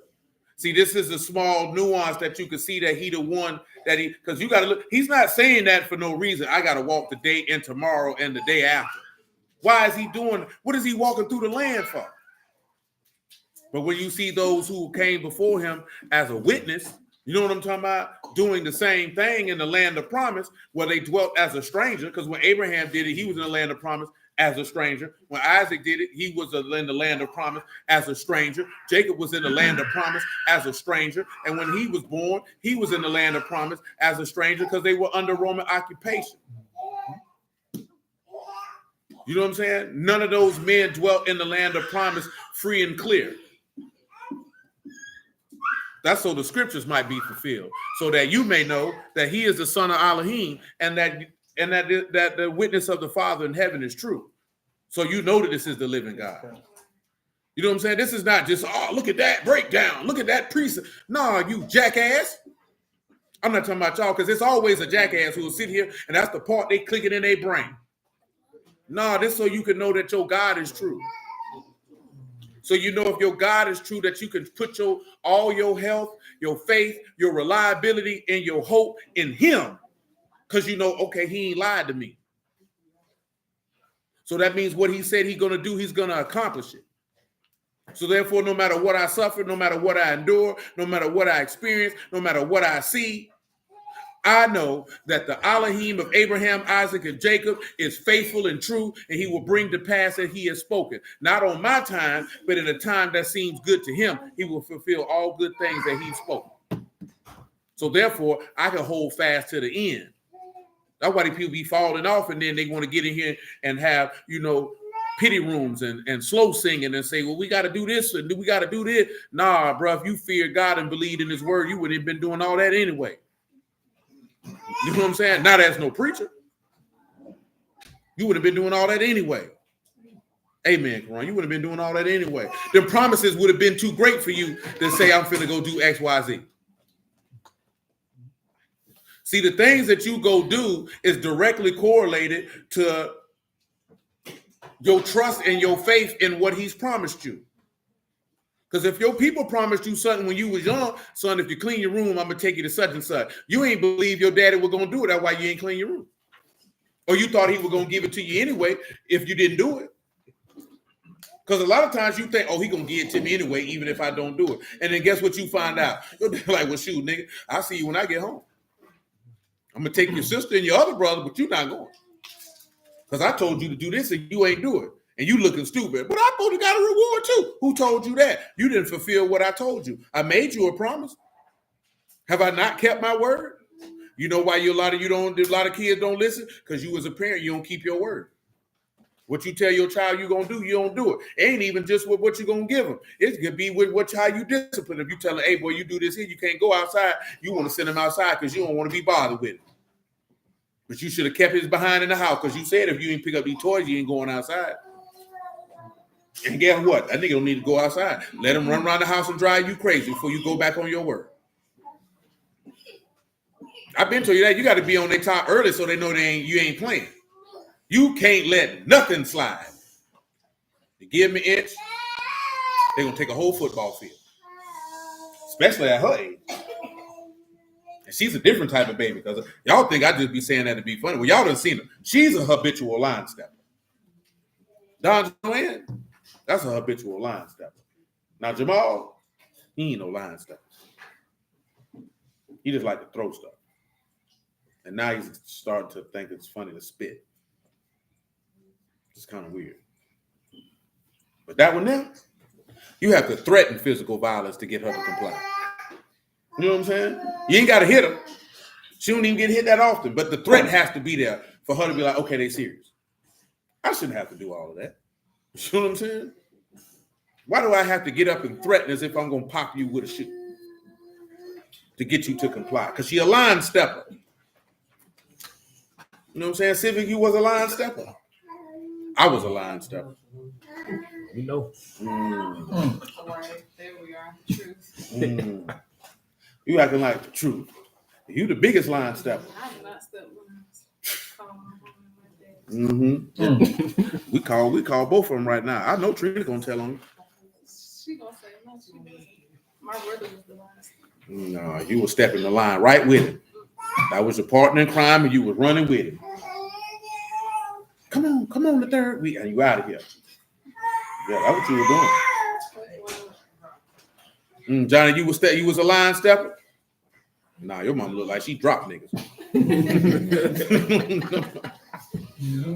Yeah, he look like I don't want no problems with her. The older siblings, I learned from them. And what you learn? To be clandestine? Partially, but don't step that line. So you was line stepping stealthily, huh?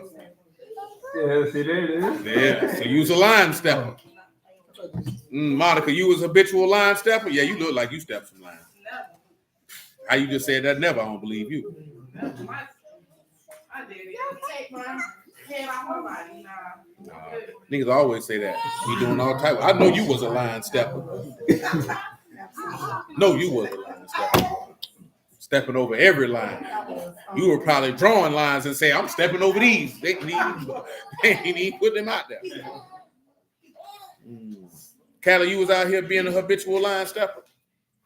No, you don't look like you know. You look like you just gonna go in the house. Yes, ma'am. Yes, ma'am.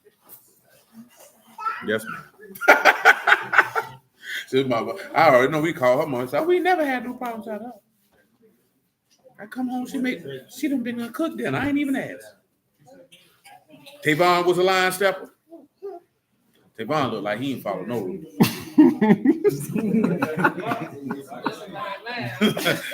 He like he ain't follow no rules. He like this here, hey, if you catch me, you catch me, nigga. We out here. You already know, once that nigga got old enough, that nigga said, what?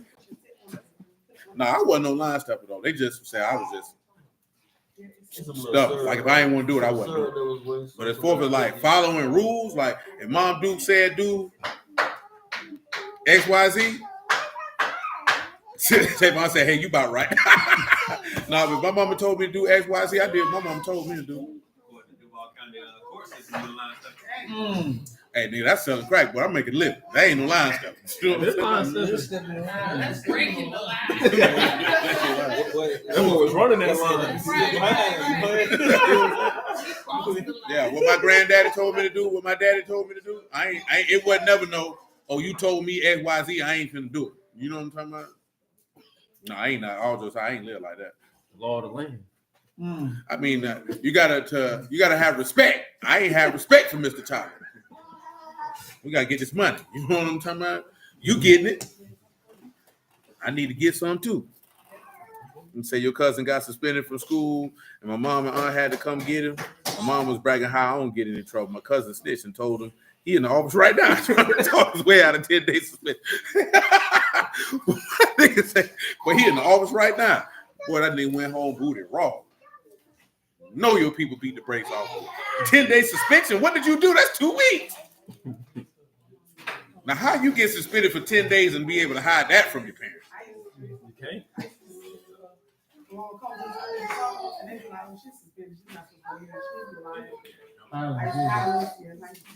That's why I met her at Hollywood. She was.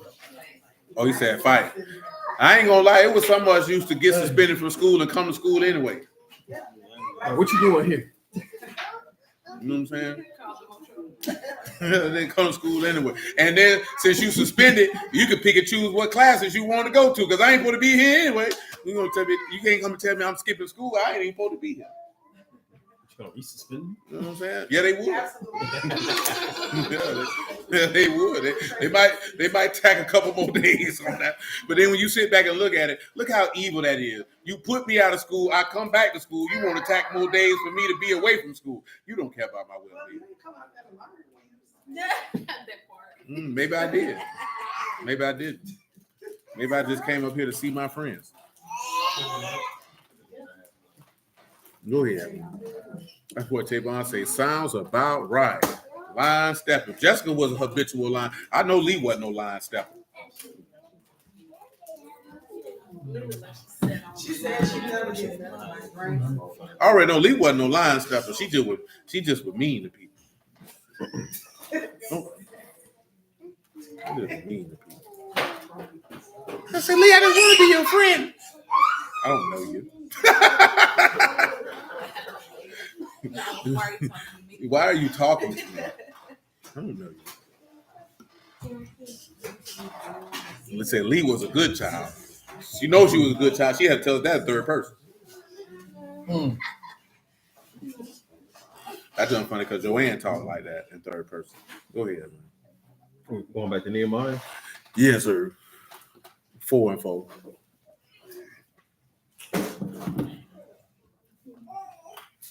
Hear, O our Elohim, for we are despised, and turn their reproach upon their own head, and give them for a prey in the land of captivity. And cover not Their iniquity, let not their what? their sin be blotted out from before For they you, have provoked you. to anger before the builders. Before the who? Before the builders. Give me 1 Corinthians 3. Now, Lil Muffin wasn't no line stepper. She said one day, though, we got it together. Told her she had to come in the house. I don't want to come in the house. She went and snuck out the window. I locked. Well, she was like 6 or 7. I locked all the windows and the door. Because she still wanted to go play. Because I'm like, shoot, if I lock all the windows and the door, you got to come to me. How else you going to get in the house? You know what I'm saying? And when she came to, because we lived in Mayfair, when she came to come in the house, it had a little like swing door, which you would call it a peephole. And she just looked, I want to come in the house. I said, I bet you do. And I shut that junk and went inside out. After she cried for a minute or two, I let her in the house. When I tell you bring your black behind in the house, that's what it is. It's over for the house. Come on in. I ain't never tell my mom about that because my mom would beat the brakes off of her. And that wasn't the objective. You know what I'm talking about? So I can say now, my mom ain't get to her like she did me. She gave her a little slack. But when she did beat the brakes off of her, she died. I remember she told me it was a lot of light out that day. That's not the point. It was over. You know what I'm talking about? And it was like 7 o'clock. You know what I'm saying? It was though. It was though. It wasn't close to the dark, but you too little to be out there running around like that. So that's the whole point. That's all. I had time. You know what I'm talking about? And that door had time to lock on it. You know what I'm talking about? Yeah, I ain't never pulled that stuff before. You play them type game. Go ahead, man. Oh, which verse? She said my mom was soft, and I definitely took advantage of that. Oh, Jessica was a line stepper. Which other verse? 1 Corinthians 3. Give me verse 10. Hey, some people, mama, don't enforce no boundaries. According to the grace of Elohim, which is given unto me as a wise master builder. Wise master builder. I have laid the foundation, and another build thereon. But let every man take heed how he build thereupon. For other foundation can no man lay, and that is laid, which is Yahushua HaMashiach.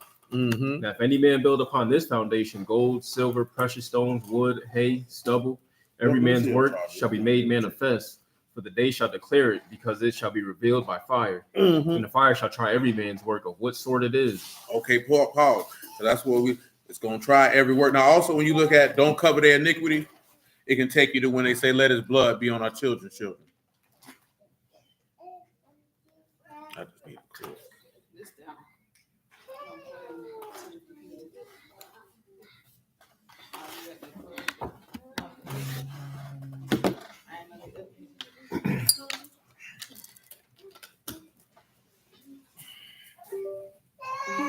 All right, come on back to Nehemiah 4.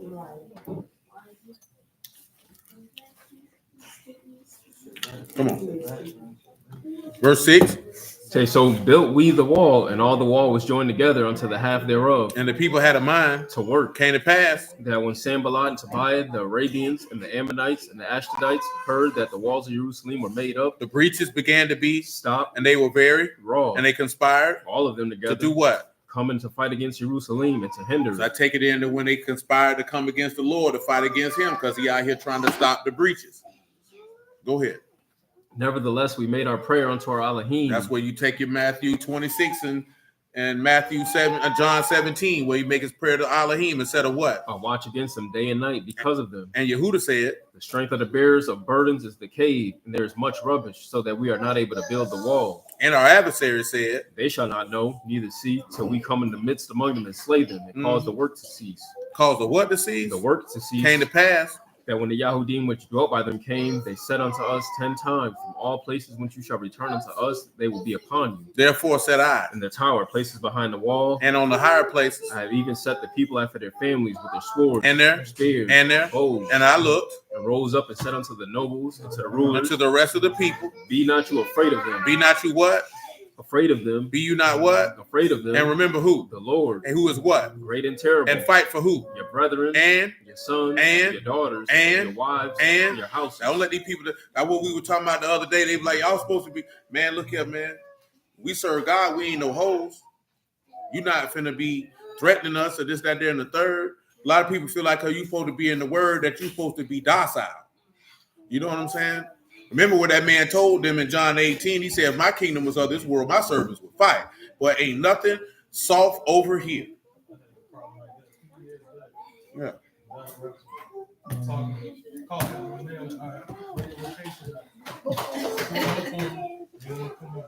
Yeah, man. I don't mean that. Because here's one thing, if it's for the word and you persecute me for the word, I can deal with that. I'll suffer that. But just outright blatant disrespect for the sake of disrespect? Oh, no, cuz. That's right, Quran, misunderstanding the turn of the... We do not tolerate blatant and outright abject disrespect and think we just finna let that go because you think, he in the Bible, so he can't do nothing. Man, nigga will slap all the teeth out your mouth. You made me think of that Mexican man. You know what I'm saying? In the mailbox. Yeah. You know what I'm talking about? Yeah. Yeah, man. They act like, he can't do nothing. Y'all supposed to be Christian. That's the white folks' Christianity. That's what they saying. You're Christian. Y'all can't be fighting. Yeah, that's the white folks' Christianity. I'm going to punch you in your mouth. You know what I'm talking about? Yeah, they're like, you in the word. You don't fight. We thought y'all. So okay. That boy Nehemiah said, come back around here again. I'm going to lay hands on you. And he just told all them, hey, boy, them people run up on you, man, for your wives, for your sons, for your brothers, for your daughters, for your dwelling places, you better fight. Now, just like it said in Hebrews, he say some rejected deliverance for the better resurrection. So you have to have the wisdom to know the difference between the two. If you being persecuted for the word and you could be delivered and fight, hey, for a better resurrection, I'll take that suffering that the name of my Elohim through Yahushua HaMashiach by be esteemed. But boy, you're not finna run up on my old lady, boy, and I got the ability to put your dick in the dirt and you ain't going to the upper room. Because you going. You know what I'm saying? You think you're going to run up on my brother and do something to him and I got this fire on me? Boy, I'm going to shoot you, cuz. Because what does Proverbs tell you? Hey, man, if you see somebody delivered unto death and you don't do nothing, he said, man, he going to do something to you. You know what I'm saying? Like, that's not how this game go, man. You supposed to protect your people, cuz. That's right, Quran. He meant business. Nehemiah was dead serious. He was dead serious. You know what I'm talking about? And you got people who tell you can't shoot nobody in the word. Okay. Run up on me and find out. Because if it's life or death, that's when they tell you got to trust God. I'm going to trust God to help me aim good. I'm going to trust he give me proper aim and this gun don't jam. You know what I'm saying? I'm going to hope he give me a steady hand while I'm swinging this machete. We're going to kill you like a Jamaican. Because you're not finna just threaten my people and we just going to let that go. And every one of you need to remember that, man. When it come down to your people, again, what did he say? Your brethren. He say, remember the Lord. Don't be afraid. Remember Yahuwah and fight for your brethren, for your sons, for your daughters, for your wives, and for your houses. That means, you know the song, man. You know the song? That nigga in prison. He doing a long time. I ain't really giving you much. He go by murder. See murder. You remember that song? You look like you used to be in the mirror dancing that song, looking mean as possible. Mm-hmm. Yeah. You gotta ride for your people. They ain't just no street stuff. That's what you supposed to do, period. Come on, sis. And it came to pass when our enemies heard that it was known unto us, and Elohim had brought the counsel to nothing, that we returned all of us to the wall, every one unto his work. See, you see what happened? Them boys was ready to fight. Them boys went and sat down somewhere. Go ahead. And it came to pass from that time forth that half of my servants wrought in the work, the other half of them held both the spears. Another half of them held what? The spears, the shields, and the bows, and the habergeons, and the rulers were behind all the house of Yahudah. Well, they kept that fire. Go ahead. They which built on the wall, and they that bear burdens with those that laid it. Everyone with one of their hands wrought in the work, and with the other held a weapon. Well, they were working with one hand and the fire in the other. For the builders, everyone had his sword girded by his side, and so built. And he that sounded the trumpet was by me. Everybody that had a sword had it girded on his side. Go to Songs of Solomon, chapter 3.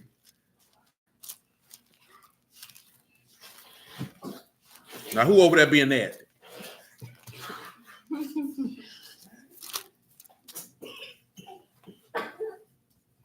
You can make it 3 and 6. Who is this that come out of the wilderness like pillars of smoke, perfumed with myrrh and frankincense, with all powders of the merchant?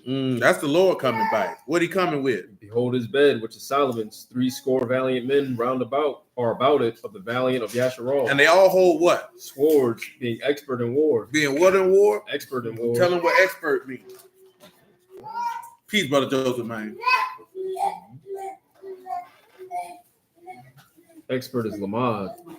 They've been taught, instructed, and milkamah in war. Go ahead. Every man have a sword upon his thigh because of fear in the night. Now pause. So they sleeping with that fire. Sleeping with that fire. He said, I take my gun everywhere I go because I'm paranoid.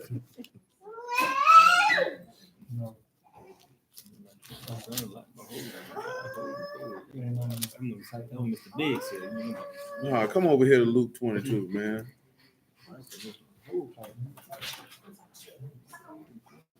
Straight up, Eric. They kept it on him now.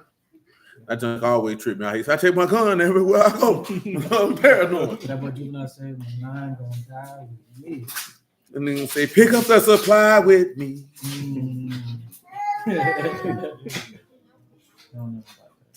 Now he don't know nothing about that. Who, me? What you know about that, Johnny? You laughing? You know he know. I said, another He said, that's on my playlist right now. I listen to that every night. I got mine in the car. I got mine in the car. Come on, Luke 22 and 31. Look at my statue about at night. I can't sleep. I'm tossing and turning. I still got the candlesticks burning. They said it ain't changed, but it's a different time. But I'm still playing tricks with my mind. Said my mama always stressing because I'm giving you the 94 verse. Said my mama always stressing because I'm living wrong. He said, but I got my Smith & Wesson because I'm getting grown. And they're looking at your little boy's success. And the Lord said, Simon, Simon, behold, Hashatan have desired you that he may sift as wheat. But I have prayed for you that your faith fail not. And when you are converted, strengthen your brethren. When you converted? Strengthen your brethren. All jokes aside, man, absolutely, Omar. Man, I listened to that. I listened to the diary and Me Against the World so much when I was in the 9th grade. God have mercy on his soul. My big cousin, man, walked up to me and gave me to Kyle. He said, I'm tired of listening to you listen to this here. Because I had no tape recorder. You know what I'm saying? Ain't had no headphone. We had a tape recorder. So yeah. So you hear, I'm on the back of the bus. I'm listening to the diary every day. I'm listening to Death Around the Corner from Park every day because, hey, boy, no, tired of hearing that junk. Gave it to Kyle. He went and bought it and gave it to me. He's like, I'm tired of this junk. I say, but I say, shoot, what's better than this right now? Because Facing Park came through with something this then. I'm 14 years old, man. You know what I'm saying? Go ahead.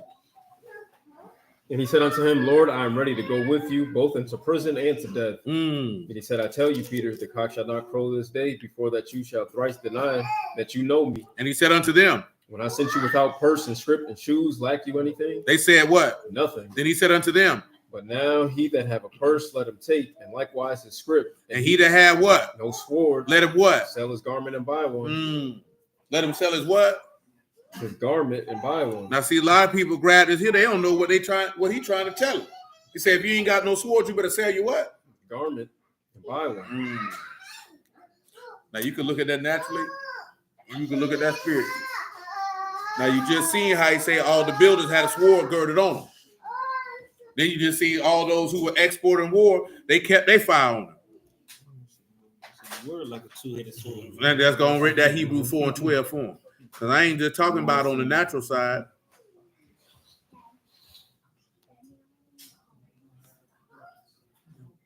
Get your jacket out your closet. That's a fact, Eric. Get your jacket out the closet. For the word of Elohim is quick and powerful and sharper than any two-edged sword, piercing even to the dividing asunder of soul and spirit, and of the joints and marrow, and a discerner of the thoughts and intents of the heart. It's a discerner of the thoughts and intents of the Heart. Well, what does this mean when you take about selling your garment? Come back and tell them what sell means. I was thinking about the true self.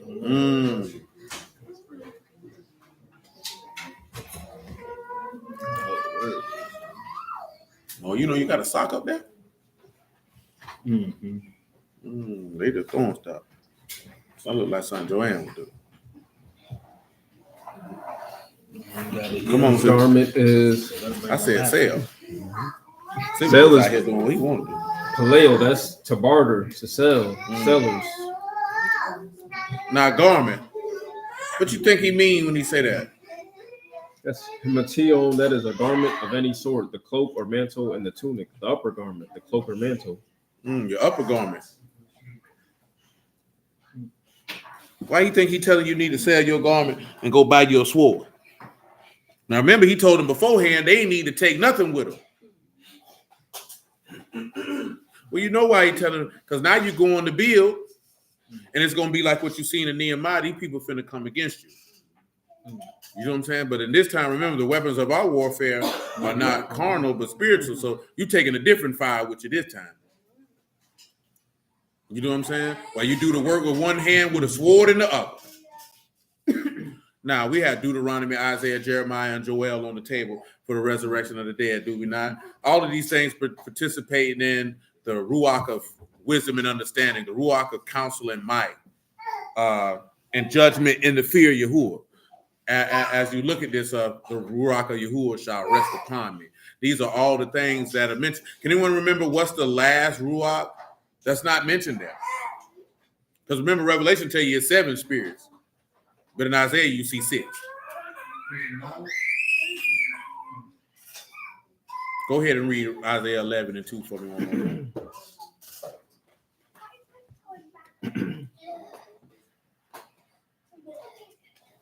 It said, and the Ruach of Yahuwah shall rest That's upon it, him. Quran. The Ruach of wisdom and understanding. That's 2. The Ruach of counsel and might. That's 4. The Ruach of knowledge and of the fear of Yahuwah. That's 6. Go ahead. And he shall make him of quick understanding and the fear of Yahuwah. So what's the one that's missing? He just said, get out of my classroom.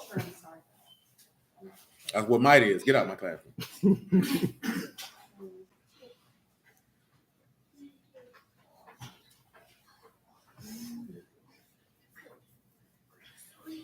Yeah, Quran has already answered this question.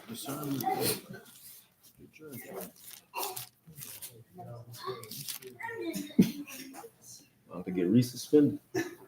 What? She finna get flunked. We gonna have to hold her back 2 grades. Hey, the one what you said the 7 spirit, talking about Revelation 4. I think it's a Revelation 1. The 7 spirit.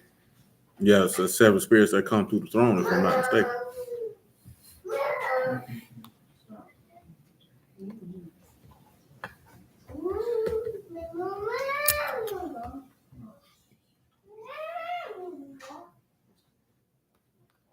Give me John 8 and 14. So we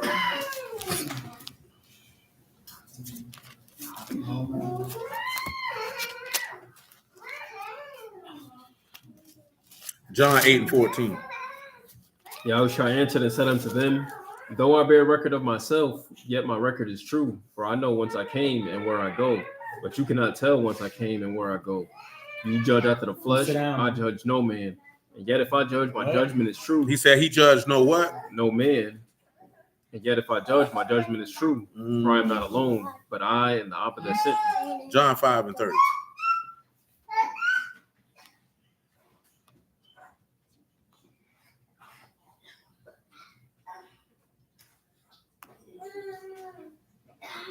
I can of my own self do nothing. As I hear, I judge, and my judgment is just, because I seek not my own will, but the will of the Abba which hath sent me. If I bear witness Again.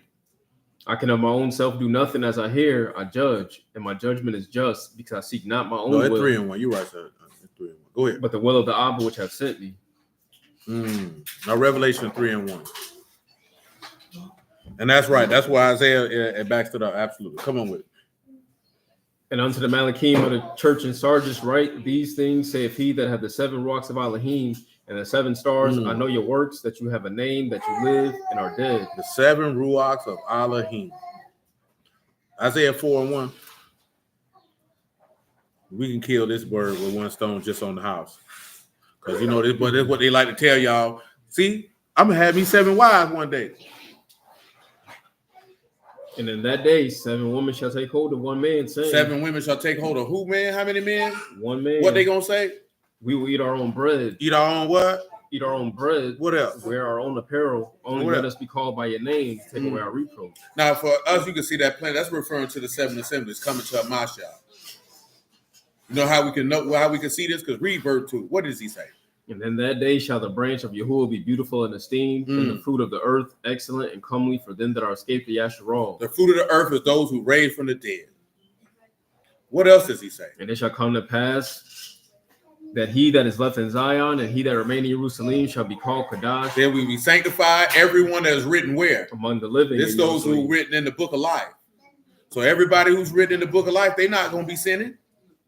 Now listen to the next thing he say. When the Lord shall have washed away the filth of the daughters of Zion, and shall have purged the blood of Jerusalem from the midst thereof by the Ruach of judgment. By the Ruach of what? Of judgment. Now remember, by Genesis 9 and 5 say, whosoever sheds man blood, by man must his blood be shed. You have to remember the Jerusalem is defiled. It's defiled with innocent blood. But most importantly, it's defiled of the innocent blood of the Son of the living Elohim. So what's the only way to purge blood? You have to spill the blood of those who spilled it to purge that out. That's why remember he said, I didn't come to judge. That's the last spirit that's missing in Isaiah 11. He didn't come to bring forth judgment. You know what I'm talking about? That's not what he came to do.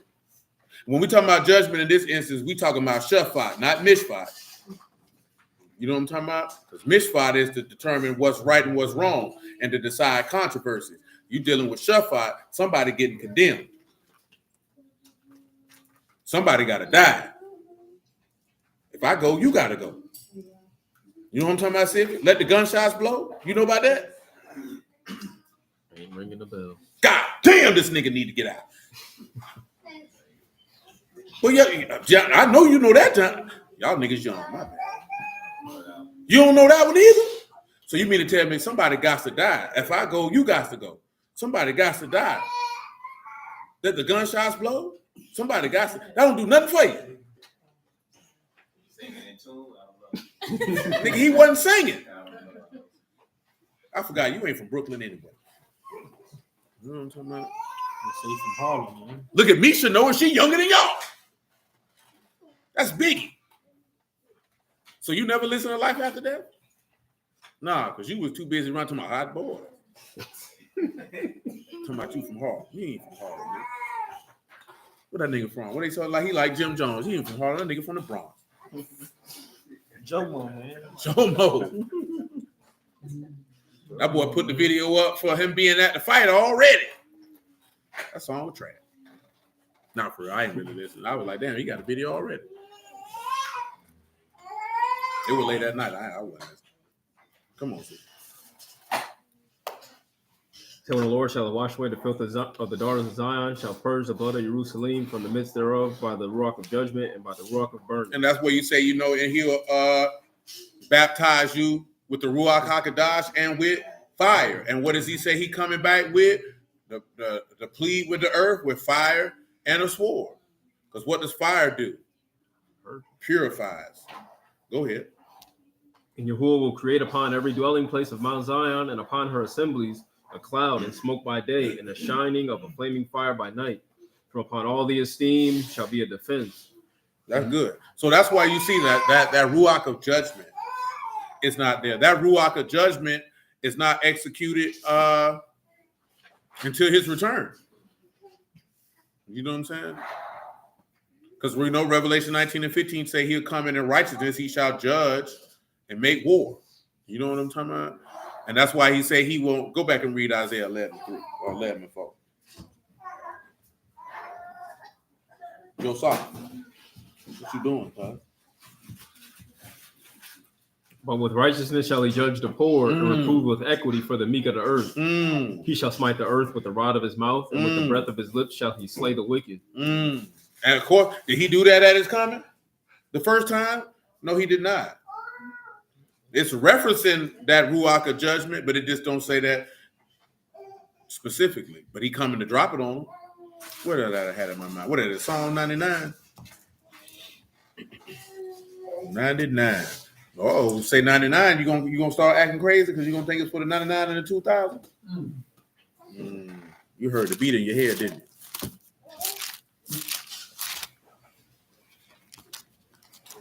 Now, I know you know that one, Sippy. The 99 and the 2000s. Shoot, everybody know that song. You ain't no way you don't know it. He said no. He said no. I guess maybe he need to hear the beat.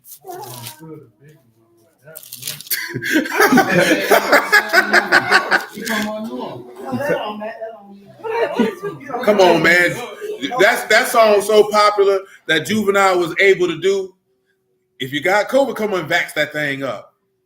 You know what I'm saying? Look at she with the dancing here. Hey, she wore the vaccine. It's too cold to twerking in Massachusetts.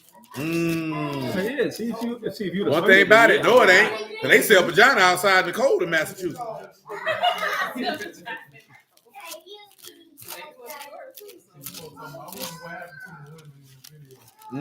They old now. Say, where are they now? Old saggy and taggy. That's what it is. They gave me the code. Yeah, my homegirl was in one of his videos. She was in Oscar Mayer. I remember that song. Yeah, she might be there. Right. Working for the government. Oh, I mean, shoot. She did that before she joined the Air Force.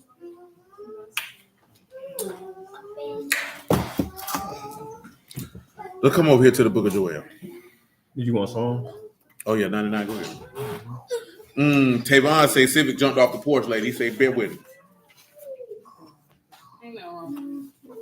Ain't nothing wrong with that because you jumped off the porch early, huh? You was out here. No, I'm just saying that's See that? She ain't denied, though. That's commendable. I know the song, but you know what I'm saying? You have to give me a little more than just 99 to the 2000.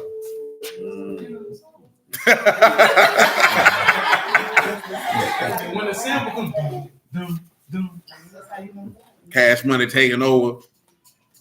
The crazy part is anybody who had that album, they ain't never listened to that song. You skip right on over it. There's nowhere in the world as a young man I'm finna have in my headphones or in my vehicle, back that behind her, and ain't no woman in sight. Now, it's very few songs dudes make that's like for women that you may, like if you listen to Pac Toss It Up, you could probably let that go because he dissing niggas. You know what I'm saying? Like it's a song he's singing for the chicks, but his lyrics though, he talking crazy, he talking freaky, but he dissing niggas at the same time. Because he definitely went off on Dr. Dre on that song. But then, you know, nigga, you, that's only, you only listen to club records. You don't buy the whole album. Not a no real nigga. Who the whole album you bought? Mm-hmm. Oh, Omar say he listened to How It's Going Down. That's one of the rare exceptions because the beat fire and niggas like to listen to Faith sing. You don't know that song? You don't know How It's Going Down? I'm trying to remember the hook. I can hear it in my head, but I don't remember the word. I know you know How It's Going Down, don't you? The games are being Played. That's a classic. Nigga, you was 3. That was 1998. How old you were? She talking about all I want is you. Man, nobody listen to that. She talking about better. Nah, I ain't gonna lie, niggas ain't ride around listening to that Dolo. All I want is you by with Method Man, not the original version or the Mary J. Blige version. Now we talking about as a man, not a woman, a man.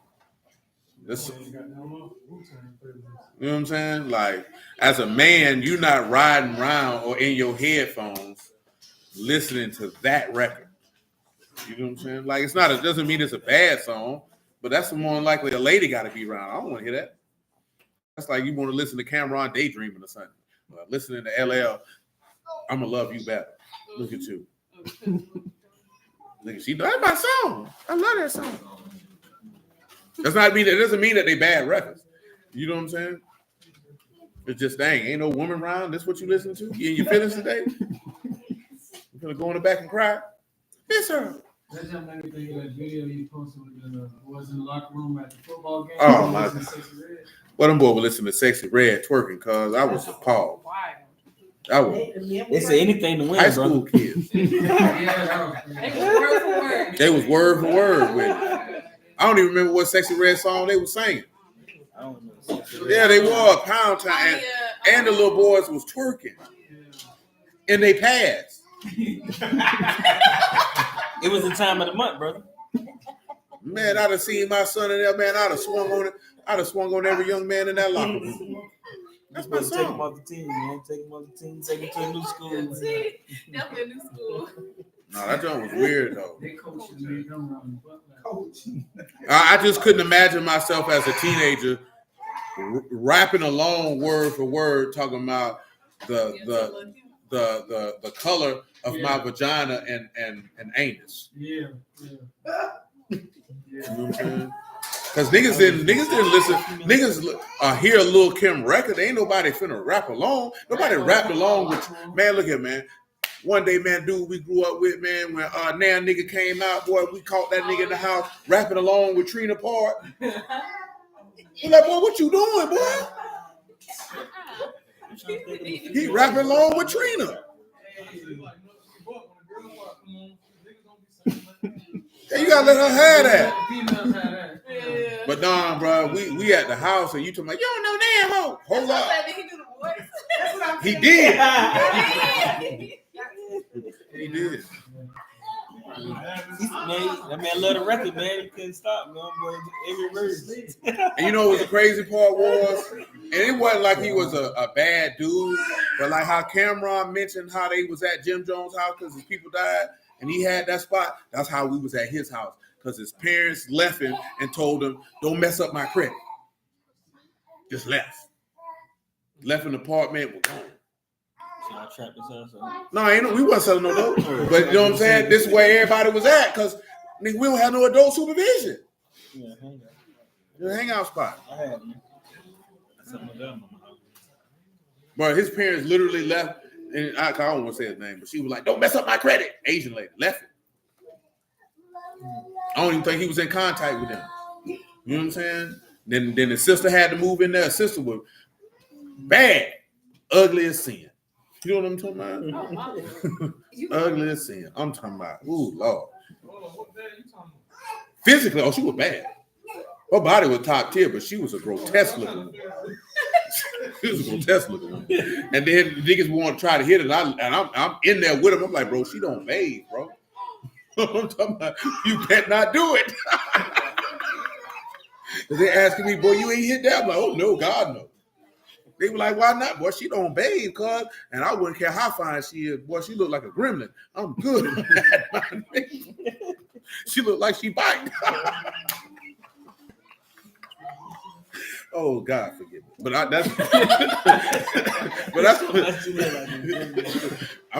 serious at the same time, though. They still in Jackson. She might be. I think they told me he died some years back. Somebody actually told me he became a transvestite. I cannot confirm.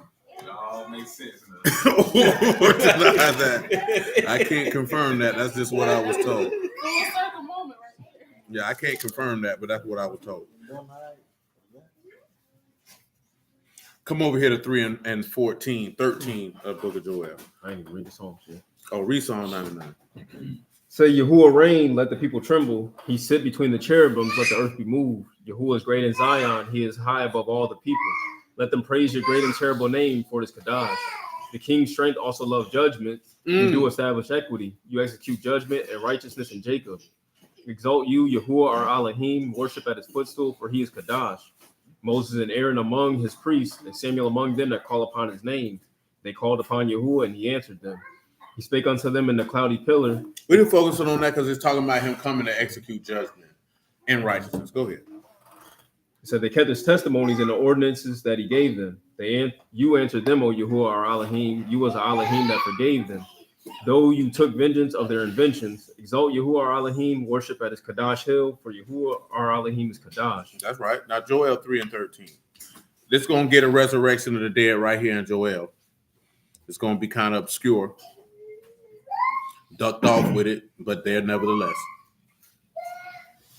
Put you in the sickle, for the harvest is ripe. Come get you down, for the press is full. The fats overflow, for their wickedness is great. Multitudes in the valley of decision. She was, bro. She was. For the day of Yahuwah is near in the valley of decision. The sun and the moon shall be darkened. The stars shall withdraw their shining. And Yahuwah shall also roar out of Zion and utter his voice from Jerusalem. And the Shamahim. And the earth shall shake. But Yahuwah will be the hope of his people and the strength of the children of Yasharal. How can you pinpoint that the resurrection of the dead is mentioned here in verse 16? Because when they pierced him in the side. Oh, no. Is that when he coming back with a shout? 13. In 1 Thessalonians 4. Yeah, you see that he coming with a shout, uttering his voice. And then also he'll be the hope of his people. Romans 8 and 24. If you look at chapter 1 in Joel verse 9, like I'm looking right at it. Like his death. Yes. Joel chapter 1. Say the meat offering and the drink offering is cut off from Yahuwah, the priest, and Yahuwah's ministers mourn. I was asking King. I mean, you got to look at it because he's saying they don't have it. So they're mourning because of, now you can sit back and look at it in the aspect of the apostles mourning because my flesh is meat indeed, my blood is drink indeed, and then him being cut off, like we read last night in Luke 24 and 15. What manner of communications are these that you are sad? Yeah, absolutely. Yes, sir. Come on, sir. For we are saved by hope, but hope that is seen is not hope. For what a man see, why do we yet hope for? Why do we hope for it? But if we hope for that we see not, then do we with patience wait for it. Wait for it, baby. Likewise, the Ruach also help our infirmities, for we know not what we should pray for as we ought, but the Ruach itself make intercession for us with groanings which cannot be uttered. That's good. That's good. That's good. Now let's see.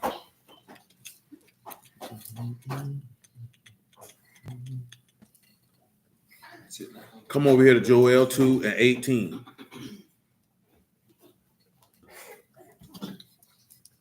Yes, sir. Joel 2 and 18. Then will Yahuwah be jealous for his land and pity his people? Yea, Yahuwah will answer and say unto his people, behold, I will send you corn and wine and oil, and you shall be satisfied therewith. And I will no more make you a reproach among the heathen, but I'll remove far off from you the northern, and will drive him into a land barren and desolate. Barren and desolate, baby. His face toward the east sea, and his hinder part toward the utmost sea, and his stink shall come up, and his ill savor shall come up, because he have done great things. Fear not, O land, be glad and rejoice, for Yahuwah will do great things. Be not afraid, you beasts of the field, for the pastures of the wilderness do spring. For the tree bear her fruit, the fig tree and the vine do yield their strength. Be glad then, you children of Zion, and rejoice in Yahuwah your Elohim, for he hath given you the former rain moderately. But he will cause to come down for you. The rain. The what rain? The former rain and the latter rain. And the first. Pause. Now, you know that's the same thing it tell you in Hosea 6, right? The early and latter rain. But go to the epistle of James, chapter 5, verse what? 10? We'll see.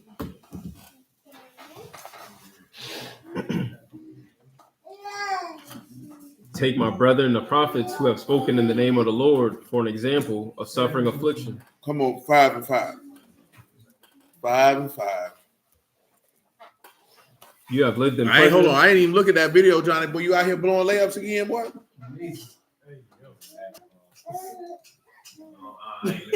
I ain't know you could blow a layup. I ain't know that had anything to do with a phallus. So, are you out here missing shots at point blank range? Is the question. The boy said, "Yeah, that's crazy." Man, you missed the hole, huh? Can't, can't finish at the cup.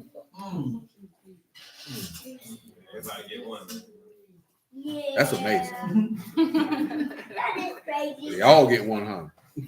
No gorilla. That's their new term out here. Maybe just on the internet with Hebrews. The boy saying no gorilla. Oh, that's because y'all don't know the name of the individual. Yeah. No gorilla. Yeah, it's just like they did So no Diddy. he's part of Diddy family. Well, he didn't necessarily put that on other men, but it's just the behavior would make you say. Put that on other Because everything he did it to himself. It wasn't necessarily like how Puffy like. I need everybody to freak me. I want to be freaked. Is what he had. She just said the kids at school be saying no Diddy. Y'all saying no Diddy, don't even know what that means. You know what that means? You know what I'm saying? But do you know what it means? It means that you don't want somebody to touch you inappropriately. Because Puff Daddy was doing inappropriate things that God finds disgusting, vile, and abominable with men and women. And animals. Yeah, he was a sexual deviant, a degenerate, an abomination, and a disgrace before God. That's what he in jail for being a nasty man. A Batiman. You know what a Batiman is? A Batiman is a homosexual. You know what a homosexual is? That's a man who wants to be married to another man. That is a homosexual, a sodomite. Instead of making a baby with a woman, he'd rather make one with a man. But guess what a man can't do? Exactly. So it's kind of confusion. But you know, that's what people. So when they saying no Diddy, that's what they saying. They're trying to say I'm not gay. And it's really saying no Diddy because they're taking it as. It really came from. It didn't come from Cat Williams. We say sometimes you have to tell Diddy no. Yeah, Cat Williams said that. Yeah, that's what Cat Williams said on when he was on Shannon Sharp. We say sometimes you have to tell Diddy no. You want the party because he likes to party.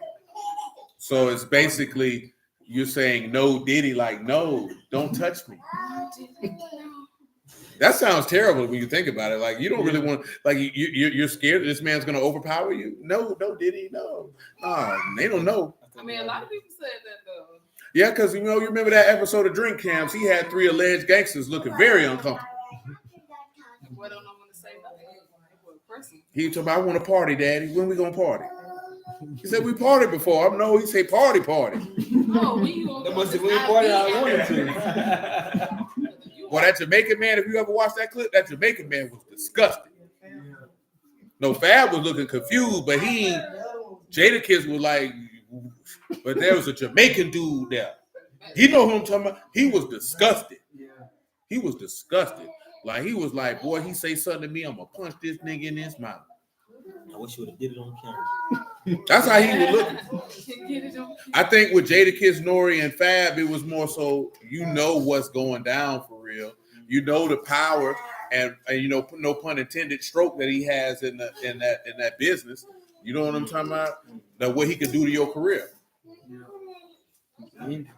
So you just sit there and be made to be uncomfortable. But that goes back to what we were talking about before about compromising your integrity and having no sense of self-identity and being more tied to your money and your fame and your status than your principles. Because I just have to take that L, bro. Because I'd be like this, no career for me. Because I would have been on camera, hey, cuz, let that be the last time you ever say some more fruit booty junk like that to me. They had did something. We can take this outside if you want to. Day 26 group, and they all started crying at the same time. I'm not doing Stop no. the video. I'm not doing no crime. We finna get some straightening because I'm a man, bro. No, I'm talking about based on their experience. Yeah, I'm a man, bro. But I just go to show you that how bad people want to be famous, what they willing to put up with, and what they willing to compromise.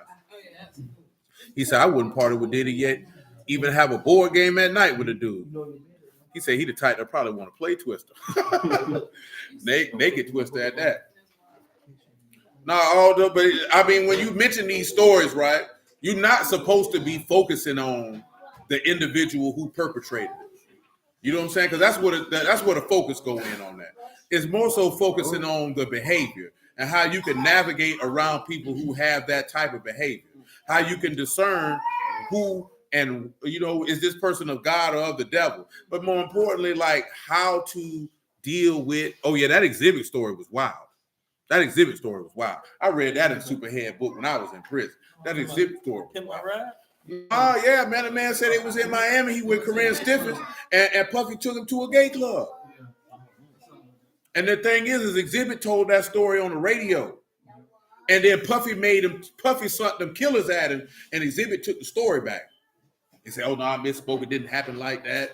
That's what Jay-Z fans did too. Remember he did that video, he had to apologize? Yeah, he made Jazzo apologize. He said, Jay-Z like this here. He did it like that on the video. He like. So how do you take that back? No, he said, I spoke. He made him retract his statements that he was involved with the Illuminati and participating in homosexual activities. He made him retract his statement. Exhibit retracted his statements, even though he told the exact story that's in Karen Steffen's book. He told the story word for word that she told it. You know what I'm saying? But that it's sitting back showing that to maintain status, wealth, or whatever the case may be, people will compromise their integrity. So that means you have a weak sense of self-identity that you are willing to compromise your integrity to stay in a spot. You know what I'm saying? And the truth be told, in those type of businesses, even in religious organizations, they look for people like that are the people who move to the top of the food chain in those organizations because they know that you'll keep secrets. They know that you'll turn your head. You know what I'm saying? They got dirt on you, you got dirt on them. We can play in the pen together. Most of them do not want. See, you wonder why in these organizations, people who are strong-willed, strong sense of self-identity, people who have integrity, people who will hold people accountable, and you wonder why they get kicked out of these organizations. Because there's no room for people like you, for the people who want to do X, Y, Z. We can't have you around. So that's why they disparage your name in the group. You know what I'm saying? Destroy your image, because before you can be killed, you have to be made killable. That's what Kwame said, go along, get along. Yeah, when you're going along, but that's what they want. But I'm telling you, before they can assassinate you, they have to destroy your character first. See, if your character is not destroyed, then the murder looks heinous. Now, I'm not talking about necessarily a literal murder. I'm talking about, character assassination. You know what I'm saying? Now, sometimes these people will kill you, but I'm also talking about character assassination. You have to be made killable before you're killed. Because if your character is assassinated and we paint the picture that you're a bad person, then nobody is going to feel bad when the character assassination is complete. Because your image is already destroyed in the eyesight of the people, so there's no reason to question, pause, or investigate what they're saying or doing towards this individual. You have to know how the game go, man. You got to know how the game go, and the word tell you about this type of stuff. How they kind of did Dame Dash a little bit. Yeah, they did Dame Dash like that to get him out of the way. And then once they broke him down, the job is complete. So now it's only a small subset of people who actually listen to anything Dame has to say. Absolutely. Now, Suge Knight also played a strong role in his demise. You know what I'm saying? Career-wise, I should say. But yeah, that's how they get the game. He said, nothing new under the sun. It happened during the time of Christ, and Some knew that he was speaking the truth, but afraid. Absolutely, because it said that some like the praise of men more than the praise of God, because they was afraid to confess him openly, lest they be put out of the synagogue. And then it told you how the people were divided about him, because the scribes and Pharisees were walking around assassinating his character. Because they, in order to be able to pull him out there by Pilate to get him crucified, they had to assassinate his character first. Character assassination always precedes physical assassination. You know what I'm saying? Because you have to work on the hearts and the minds of the people to accept the nefarious deed that you're about to pull off. You know what I'm saying? So, like I said, when you're looking at any organization, but of course, more specifically here in this instance, religious organizations, they do not want people who have a strong self-worth, self-identity, self-respect, any level of integrity, honor, morals, anything that you can describe that speaks of upright conduct. They're not going to want you around. Shoot, y'all done seen it around here. It was niggas, they wanted yes men. You supposed to go along with everything I do, even if it's evil. And if it's evil, don't look. How dare you hold me accountable and say I shouldn't do that or this is wrong? How dare you don't cover up my sin, man? Why you told everybody? You supposed to kept that to yourself. You not my brother. You wicked as hell. You don't know that that's the sign of somebody who will destroy everyone who is under his charge. Because the only thing they care about is fulfilling their desires. They don't care about you. You got to pay attention. People tell you who they are if you just listen. The man told you out the abundance of the heart, the mouth speak, but you ain't listening. What we at with it, Silvo? James 5:5. So you have lived in pleasure on the earth and been wanton. You have nourished your hearts as in a day of slaughter. Mm-hmm. You have condemned and killed the just, and he do not resist you. You have condemned and killed the just when they have not resisted you. Be patient, therefore, brethren, unto the coming of the Lord. Coming of the Lord, baby. Behold, the husbandman wait for the precious fruits of the earth. Precious fruits of the earth. Long patience for it. Until he receive the early and latter rain. Until he receive them souls that come from the grave. He got long patience for you, too. Mm-hmm. Remember what he said in Psalms, precious is in the sight of Yahuwah is the death of all his saints. Every one of his Kased or Kadeshim, depending on which was you, because Kased and Kadeshim for basically being faithful ones. So every faithful one's death in the sight of Yahuwah is valuable to him. Every one. That ain't no something like, oh, this person died, it ain't no big deal. Man, look here, man. I told you this before, and I tell you again. The same way that Daniel got a testimony in heaven, that old man greatly beloved, you got the same testimony if you got the same faith that Daniel got. What make Daniel better than you? See, these people want you to think the men who came before you are better than you. If you walking in the same level of righteous obedience and faith as they did, then y'all the same. Oh, my pick's already locked in, cuz. I ain't won yet. They keep a pool too. As far as like, win-loss records. I'm at the bottom. I'm at the bottom. Yeah, absolutely. But it's the aspect of people make you think that what God did for righteous man in the past, he wouldn't do for you. And that ain't nothing but a sense of gaslighting and manipulation to make you believe that you can't be godly and righteous is what that is. It's a way to overthrow your faith. All of us are subject to like passions, just like they were. You know what I'm saying? So, yeah, it's no different. And I just tell you that because I think I told you that before, man. When I first got the word, me and Fat Boy were watching this video, this dude was like, yeah, you got to get out here. You got to plan. You got to stock up your food because God ain't going to feed you like he did Elijah. And you know what I'm saying? I ain't say nothing out loud, but in my mind, I was like, why wouldn't he? You know what I'm saying? Like, why would you say that? Why would you say God wouldn't feed us like Elijah? Slow on, Sister Tradina. Why wouldn't he do that? That didn't make sense to me.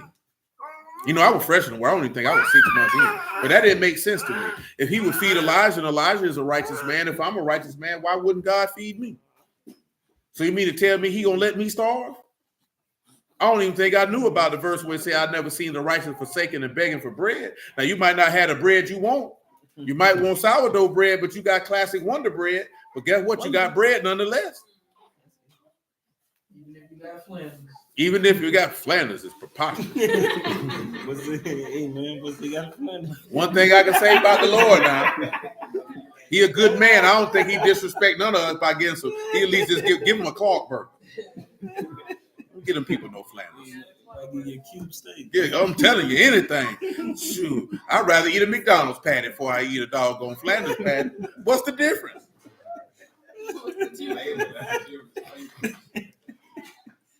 Shoot, it's both synthetic.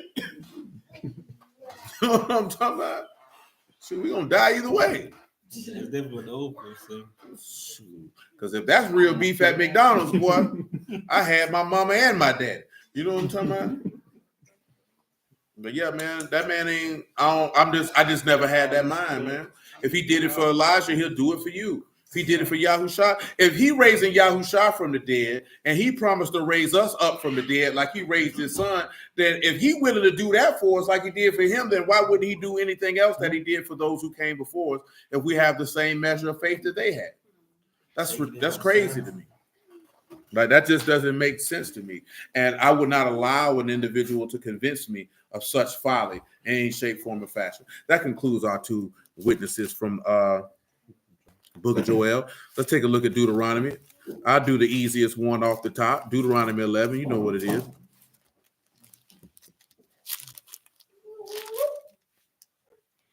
(18, 11, and 19).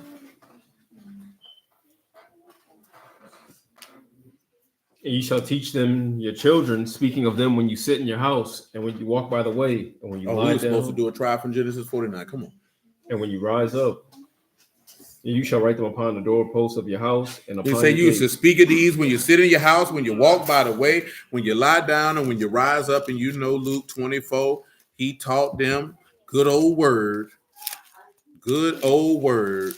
after he resurrected from the dead, making it plain and simple for them. Now, in Genesis 49, we talked about Joseph a little bit.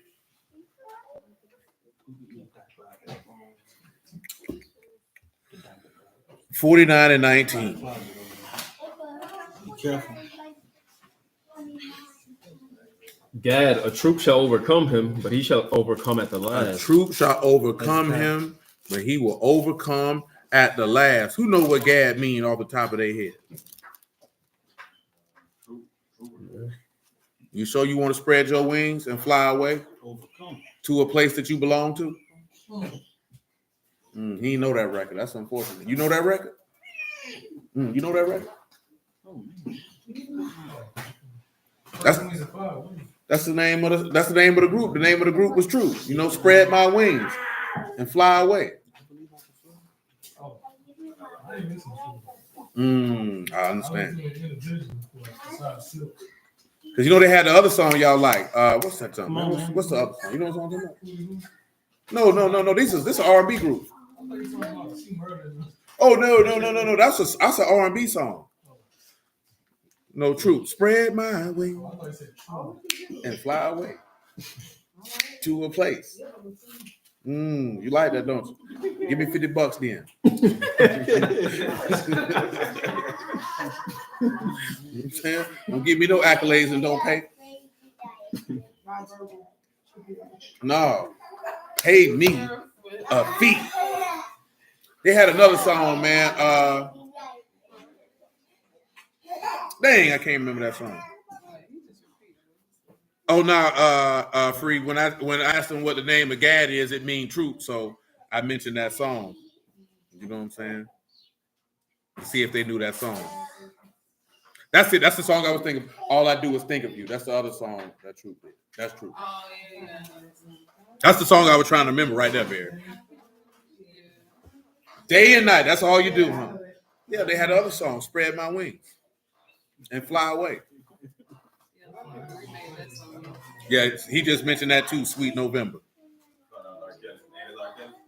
No, that's true. There will be no R. Kelly mentioning in this house. None. That boy, he's a pervert. He got $25. Better hope them boys don't get 25 pounds on them way yet.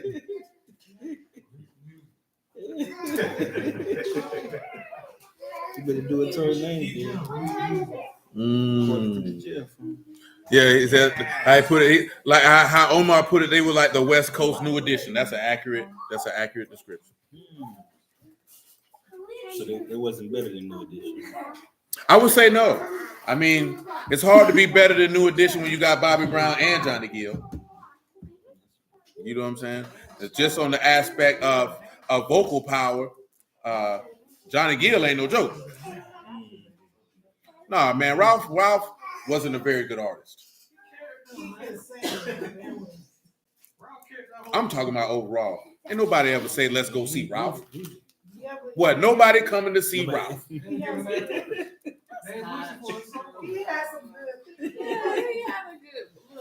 I didn't say the nigga can't sing. I said, wasn't nobody coming to see that nigga. That's not true. You came to see Ralph? Yes. No, you didn't. Yes. I ain't gonna lie, they all had it. Now you know full I mean, well. that's because Mike had the swag. I said strong vocals, and I'm talking about his vocals. Yeah, Johnny Gill vocals way strong. I mean, of course they came to see Johnny, but They came to see Johnny and Bobby, and nobody come to see Ricky or Mike. nobody came to see Ricky. Nobody came to see Ricky. Nobody definitely ain't come to see Ronnie. Nah, that's not true. Nah. No, the young girls came to see Ronnie because he was a man. I'm talking about the scene. No, yeah, I'm gonna say, nah, they came to see Ronnie. Look at you. You came to see him too, huh? Nasty stuff. Yeah. I like Ronnie. You pervert. You say you love Ralph?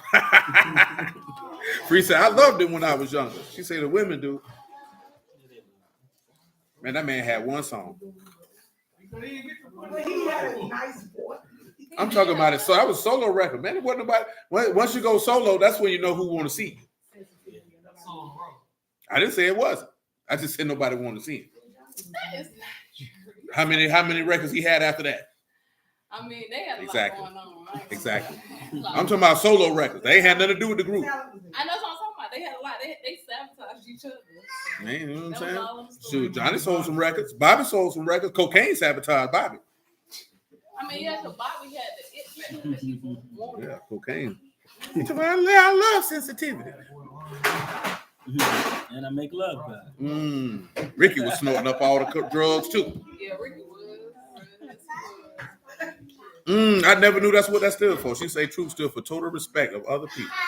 She learns something new every day because I did not know that. I'm looking for the tribe of Gad, y'all. Hold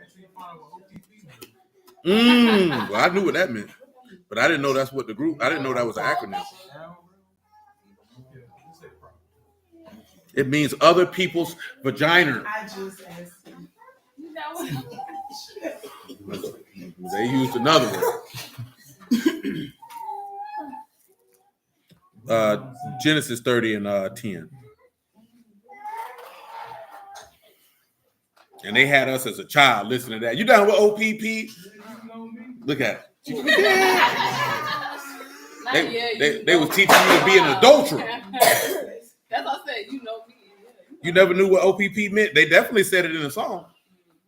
Well, you probably only heard the clean version because the regular version, he say the actual word. What does it mean?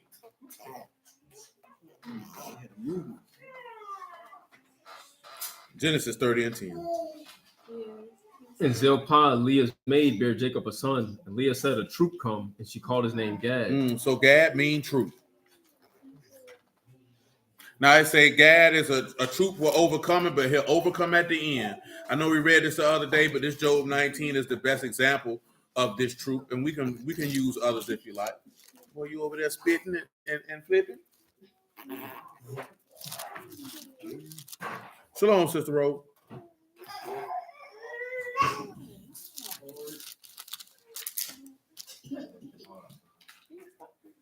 Job 19. You can make it one, man. It's all gravy. Then Job answered and said, how long will you vex my soul and break me in pieces with words? That's what they did to him when they were breaking in pieces with words with the false witnesses. These 10 times. That's right.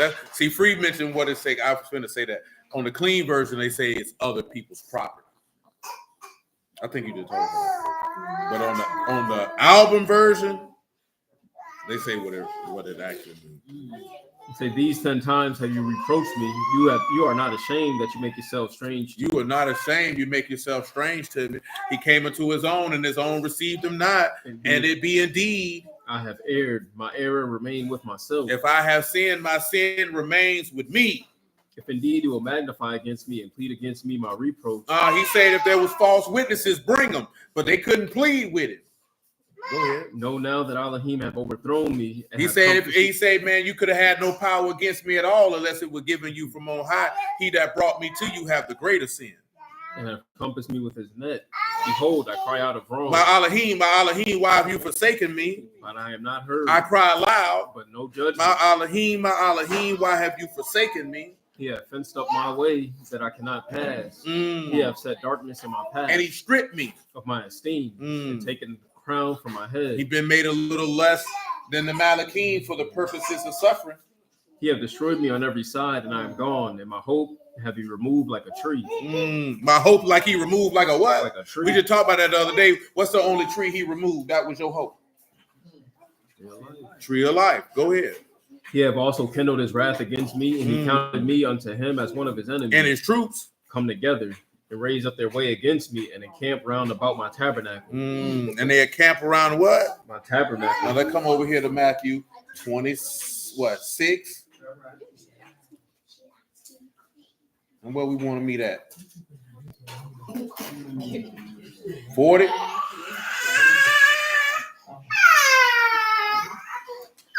Dwayne Jamal, why she playing with you, man? She know you need your pacifier. No, I took something from you. Come on, Dwayne Jamal. Come on. Come on.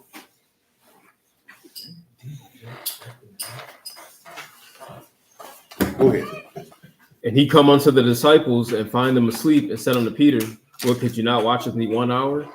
Watch and pray that you enter not into temptation. Watch and pray. The Ruach indeed is willing, but What the flesh is weak. What else? He went away again to the second time and prayed, saying, O my Abba, if this cup may not pass away from me, except I drink it, your will be done. And he came and found them asleep again. For those who don't know, we just don't have time. If you go read in Jeremiah 49, you can see why he asked that cup to pass 3 times. Go ahead. And he came and found them asleep again, for their eyes were heavy, and he left them and went away again and prayed the third time, saying the same words. And then come he to his disciples and said unto them, sleep on now and take rest. Behold, the hour is at hand, and the Son of Man is betrayed into the hand of sinners. Rise, let us be going. Behold, he is at hand that do betray me. And while he yet spake, lo, Judas, one of the 12, came, and with him a great multitude with swords and staves from the chief priests and elders of the people. Now he that betrayed him, what's funny that they said that in the conversation that he was the only righteous disciple. If you had to get paid to do the right thing, was it righteous? Because he only was willing to turn him in if they gave him the money. And it also shows you that the Lord was not as well known as you may have thought he was. He may have been known, but why would he have to go point him out? Because remember, he said the one I grabbed and kissed, that's the one. That means everybody didn't know him like that. They know what he looked like. You know what I'm saying? Some people would have known that's him, but they ain't know him like that. They heard more about him than they probably saw him. You know why? Because he was focused on doing what it is that he needed to do versus getting a name and some fame. In these days and times, most people are getting in the word only to get some name and some fame.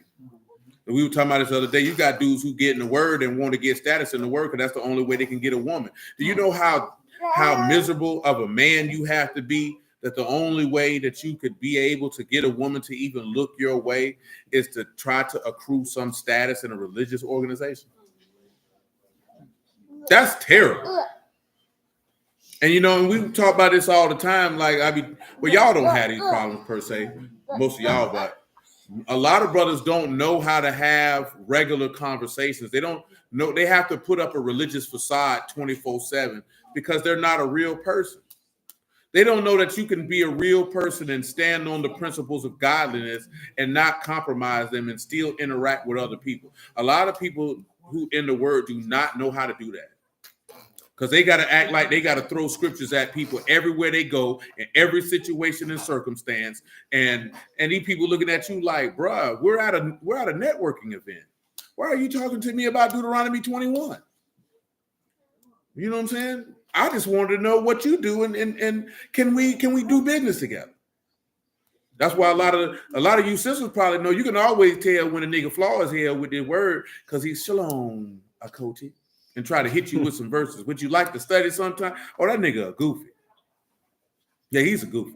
He hoping that you mesmerized by a precept pack so you can give him some yams. That's what he looking for. You know what I'm saying? I'm telling you. Not the shalom, sis, are you married? And you know, we talked about that a couple weeks ago. I'm gonna leave these people alone. You know what I'm saying? Y'all know what they be doing. You know what they be doing. Type of grown man getting some woman inbox, he don't know. Shalom, sister, are you married? Know how you doing? Where you from? How old are you? What your interests are? Remember what Biggie said? You don't remember what Biggie said? Why are you looking at me? What your interests are? Who you be with? What numbers you dial? You know what I'm saying? Things that make you smile. What numbers to dial? We can rendezvous. He come around, he want to rendezvous, but he want to try to hit you with Deuteronomy 22. Rendezvous with Deuteronomy 22. He want to rendezvous with Deuteronomy 22 so he can see what that booty do. You better leave that nigga alone. He ain't no good. That's right, Jamal. He ain't no good. But this how these boys be moving now. Y'all got to, those of y'all that's not married, you got to be on guard. These boys trying to mesmerize you with some precepts.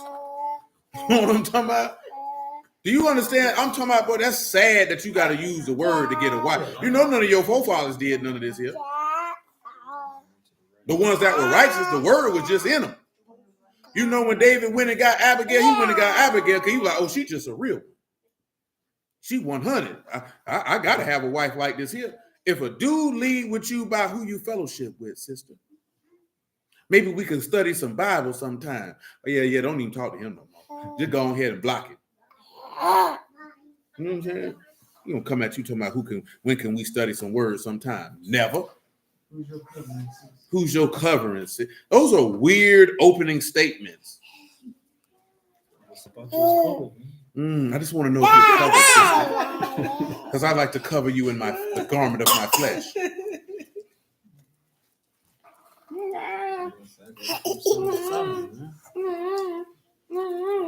Come on, sir. So now he that betrayed him gave them a sign, saying, whomsoever I shall kiss, that same is he, hold him fast. And forthwith he came to Yahushua and said, Hail, master, and kissed him. And Yahushua said unto him, Friend, wherefore are you come? Then came they and laid hands on Yahushua and took him. And behold, one of them which were with Yahushua stretched out his hand and drew a sword, cut him, and struck a servant of the high priest and smote off his ear. Then yet said Yahushua unto him, Put up again your sword into his place. For all they that take the sword shall perish with the sword. Perish with it, baby. Think you that I cannot now pray to my Abba, and he shall presently give me more than 12 legions of Malachim? But how then shall the scripture be fulfilled, that thus it must be? In that same hour said Yahushua to the multitude, Have you come out against a thief with swords and staves? Have you come out against a thief with swords and staves? I sat daily with you teaching in the temple, and you laid no hold on me. Mama Steph say she say for a woman of her stature, she found Negro pleas as sufficient.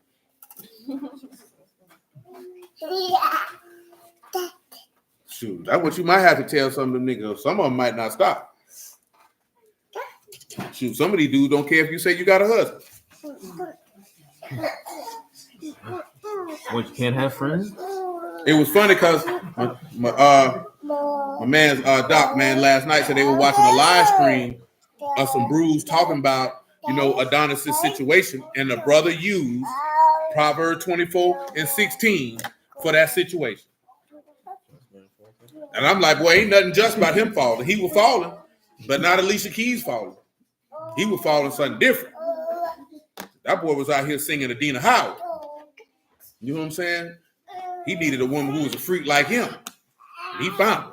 But that boy was on some different type of time. But boy, you ain't no righteous man sinning 7 times, boy. I wouldn't care what none of you niggas say. You know what I'm talking about? You do something 7 times, that's a choice. You know what a lot of these dudes is? A lot of these dudes is this right here, man. Luke 16:14. We gonna make it. Huh?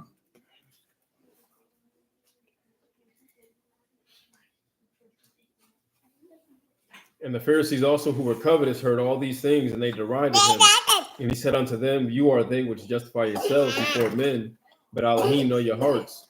For that which is highly esteemed among men is abomination. That which is highly esteemed. He said, you are those that justify yourselves with who? Before men. Before who? Before men. You make yourself righteous before men. Go ahead. But Elohim know your hearts. Elohim know you're in with man. For that which is highly esteemed among That men. which is highly esteemed among men is a what? Abomination in the sight of Elohim. That's something you need to pay attention to. If it's highly esteemed among men, it's an abomination in heaven. That's something you got to pay attention. That's the Lord's word.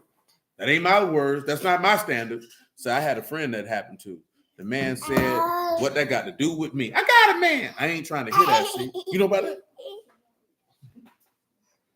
Dang, you don't know the special case? I know you know about that, little Johnny.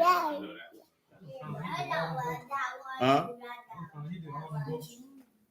Yeah, he did. He did. I did know that. He did the lady. When you hear it after he say that, yeah, you can definitely tell that was him. You ain't never heard that? I got it, man. I ain't trying to hear that. See, she talking about I forgot that when he was like she said, son, he said, my man takes me out and he buy me stuff. He said, well, he said, you can stay with him because I don't go that route. I said, hell no. He said, I don't go that route. Yeah, that boy was a freak in the evening. The freak in the morning. He's talking about Nadadina House. What that boy had going on? That boy was a freak in the evening. Yes, ma'am. Freak. Yes, ma'am. That nigga was a freak. But let me tell you something, man. There's certain levels of freak that just ain't supposed to be touched.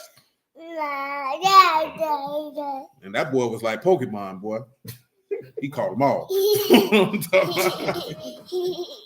They say what they want to say. Yeah, I got jokes. That junk funny. That's too much. And it ain't because of who it is, and it ain't because of his position. Niggas, that is wild. Because if one of my homeboys got put out there for something like that, well, we rank it on him every day before we not his friend anymore. Oh, yeah, you know we got to get at least 3-4 days of constant and consistent comedy before we like, yeah, we can't hang with you no more. Yeah, 3 days minimum. I need 70. I got to get all these jokes out. I got, once I find it out, I got a litany of comedy written. And she was pre-written. I didn't even know it was pre-written, but as soon as I heard it, it was pre-written. I got post-written. I got jokes I didn't even know I had. Because you got to get them jokes. Got to. What you been hiding in your room for? You trying to act like you don't feel good. Ain't nothing wrong with you. Probably was in there farting all day. That's why the boy, you don't want the boy to go in there. He gonna die from gas exposure. Ooh, get some owls in here. Is there white men in here? You listen to the Who?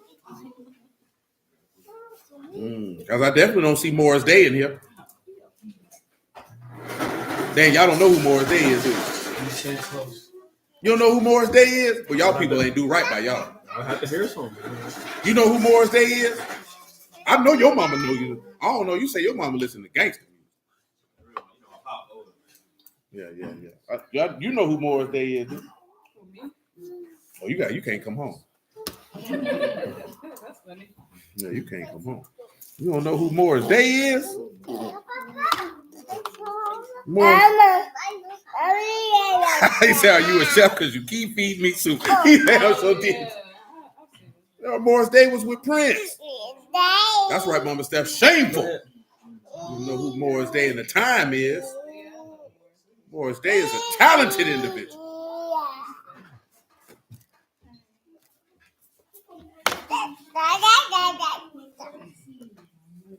Come on, let's wrap this up so we can go. Well, basically what you see so basically what you've seen in that regard is that when the scribes and Pharisees sunk them out, that was the truth that encompassed him. But he overcame at the last because he resurrected from the dead. It's really to tie back into us to talking about Proverbs 24:16, because it was 7 abominations in the man heart if he speak fair. That just man fallen in them 7 abominations because that truth encompassed him. but he overcame them at the last, because just man falls 7 times and rise again. Therefore, defeating his enemies, defeating sin, defeating death, and therefore giving us the opportunity of everlasting life from the Ruach HaKodesh. But we'll start right there. Hallelujah for Yahushua. We're about 3 hours. Give all praise and esteem to Abba and Shamaim in the name of Yahushua HaMashiach. I appreciate y'all. I love y'all. Yahuwah willing. What it was? Peace, Brother Omar. It's just the 3 days. So we only can get that spot for 3 days because it's already booked. So we'll set the rotation. So that's already booked. I think it'll be the first piece of 10K, man.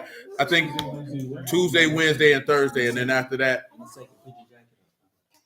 we have to set that on. Shalom, Brother Craig, man. So that's what it is with that. But remember, we will begin the observation of unleavened bread on the evening of the 1st of April. And we're going to be rolling out for 8 days straight, live and in the place. Amen, Brother Margaret, man. Shalom, Sister Regina. Love you too, bro. Be safe out here, man. Yes, ma'am. You do the same. Keep your head on the swivel, because, boy, the devil out here trying to get niggas. You know what I'm saying? But all jokes aside, though, make sure you pay attention to people's fruits, their deeds, their works, and their actions, so that you can be able to discern properly, so that you can move lightly. Shalom, Eric, man, because shalom, Sister Rose. There's people out here playing games. You know what I'm talking about? So you got to make sure that you got yourself where you need to be, so you don't get caught up in no folly. Because one thing I can tell you, the devil know his lie good, and he don't take no days off. Shalom, Misha. He don't take no days off. Yahuwah Baruch, nigga. He don't take no days off. So you got to be on guard and on point at all times. And you got to know your truth. Let me not say your truth. You need to know your God's truth better than Satan know his lie. You know what I'm saying? Yeah. You got to be on point, Mickey. You got to be on point. He don't take no days off. Peace, Brother Ernest. He don't slack. You know what I'm saying? So you got to make sure that you be moving. Praise you, Sister Vanessa. You got to make sure that you be moving so that you can be on the attack and not on the defense, or at least at the bare minimum, enough to where he don't come fooling with you. You know what I'm saying? That's what I mentioned. Sometimes you just got to be quiet. Sometimes you open your mouth, you bring Satan right into you, when he could have just walked right on by. Dwayne Jamal.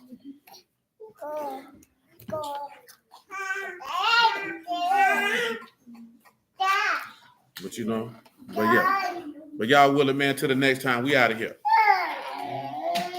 Yeah, you ain't got to call out everything you see. And one thing I noticed that at least with ladies, because y'all like to clear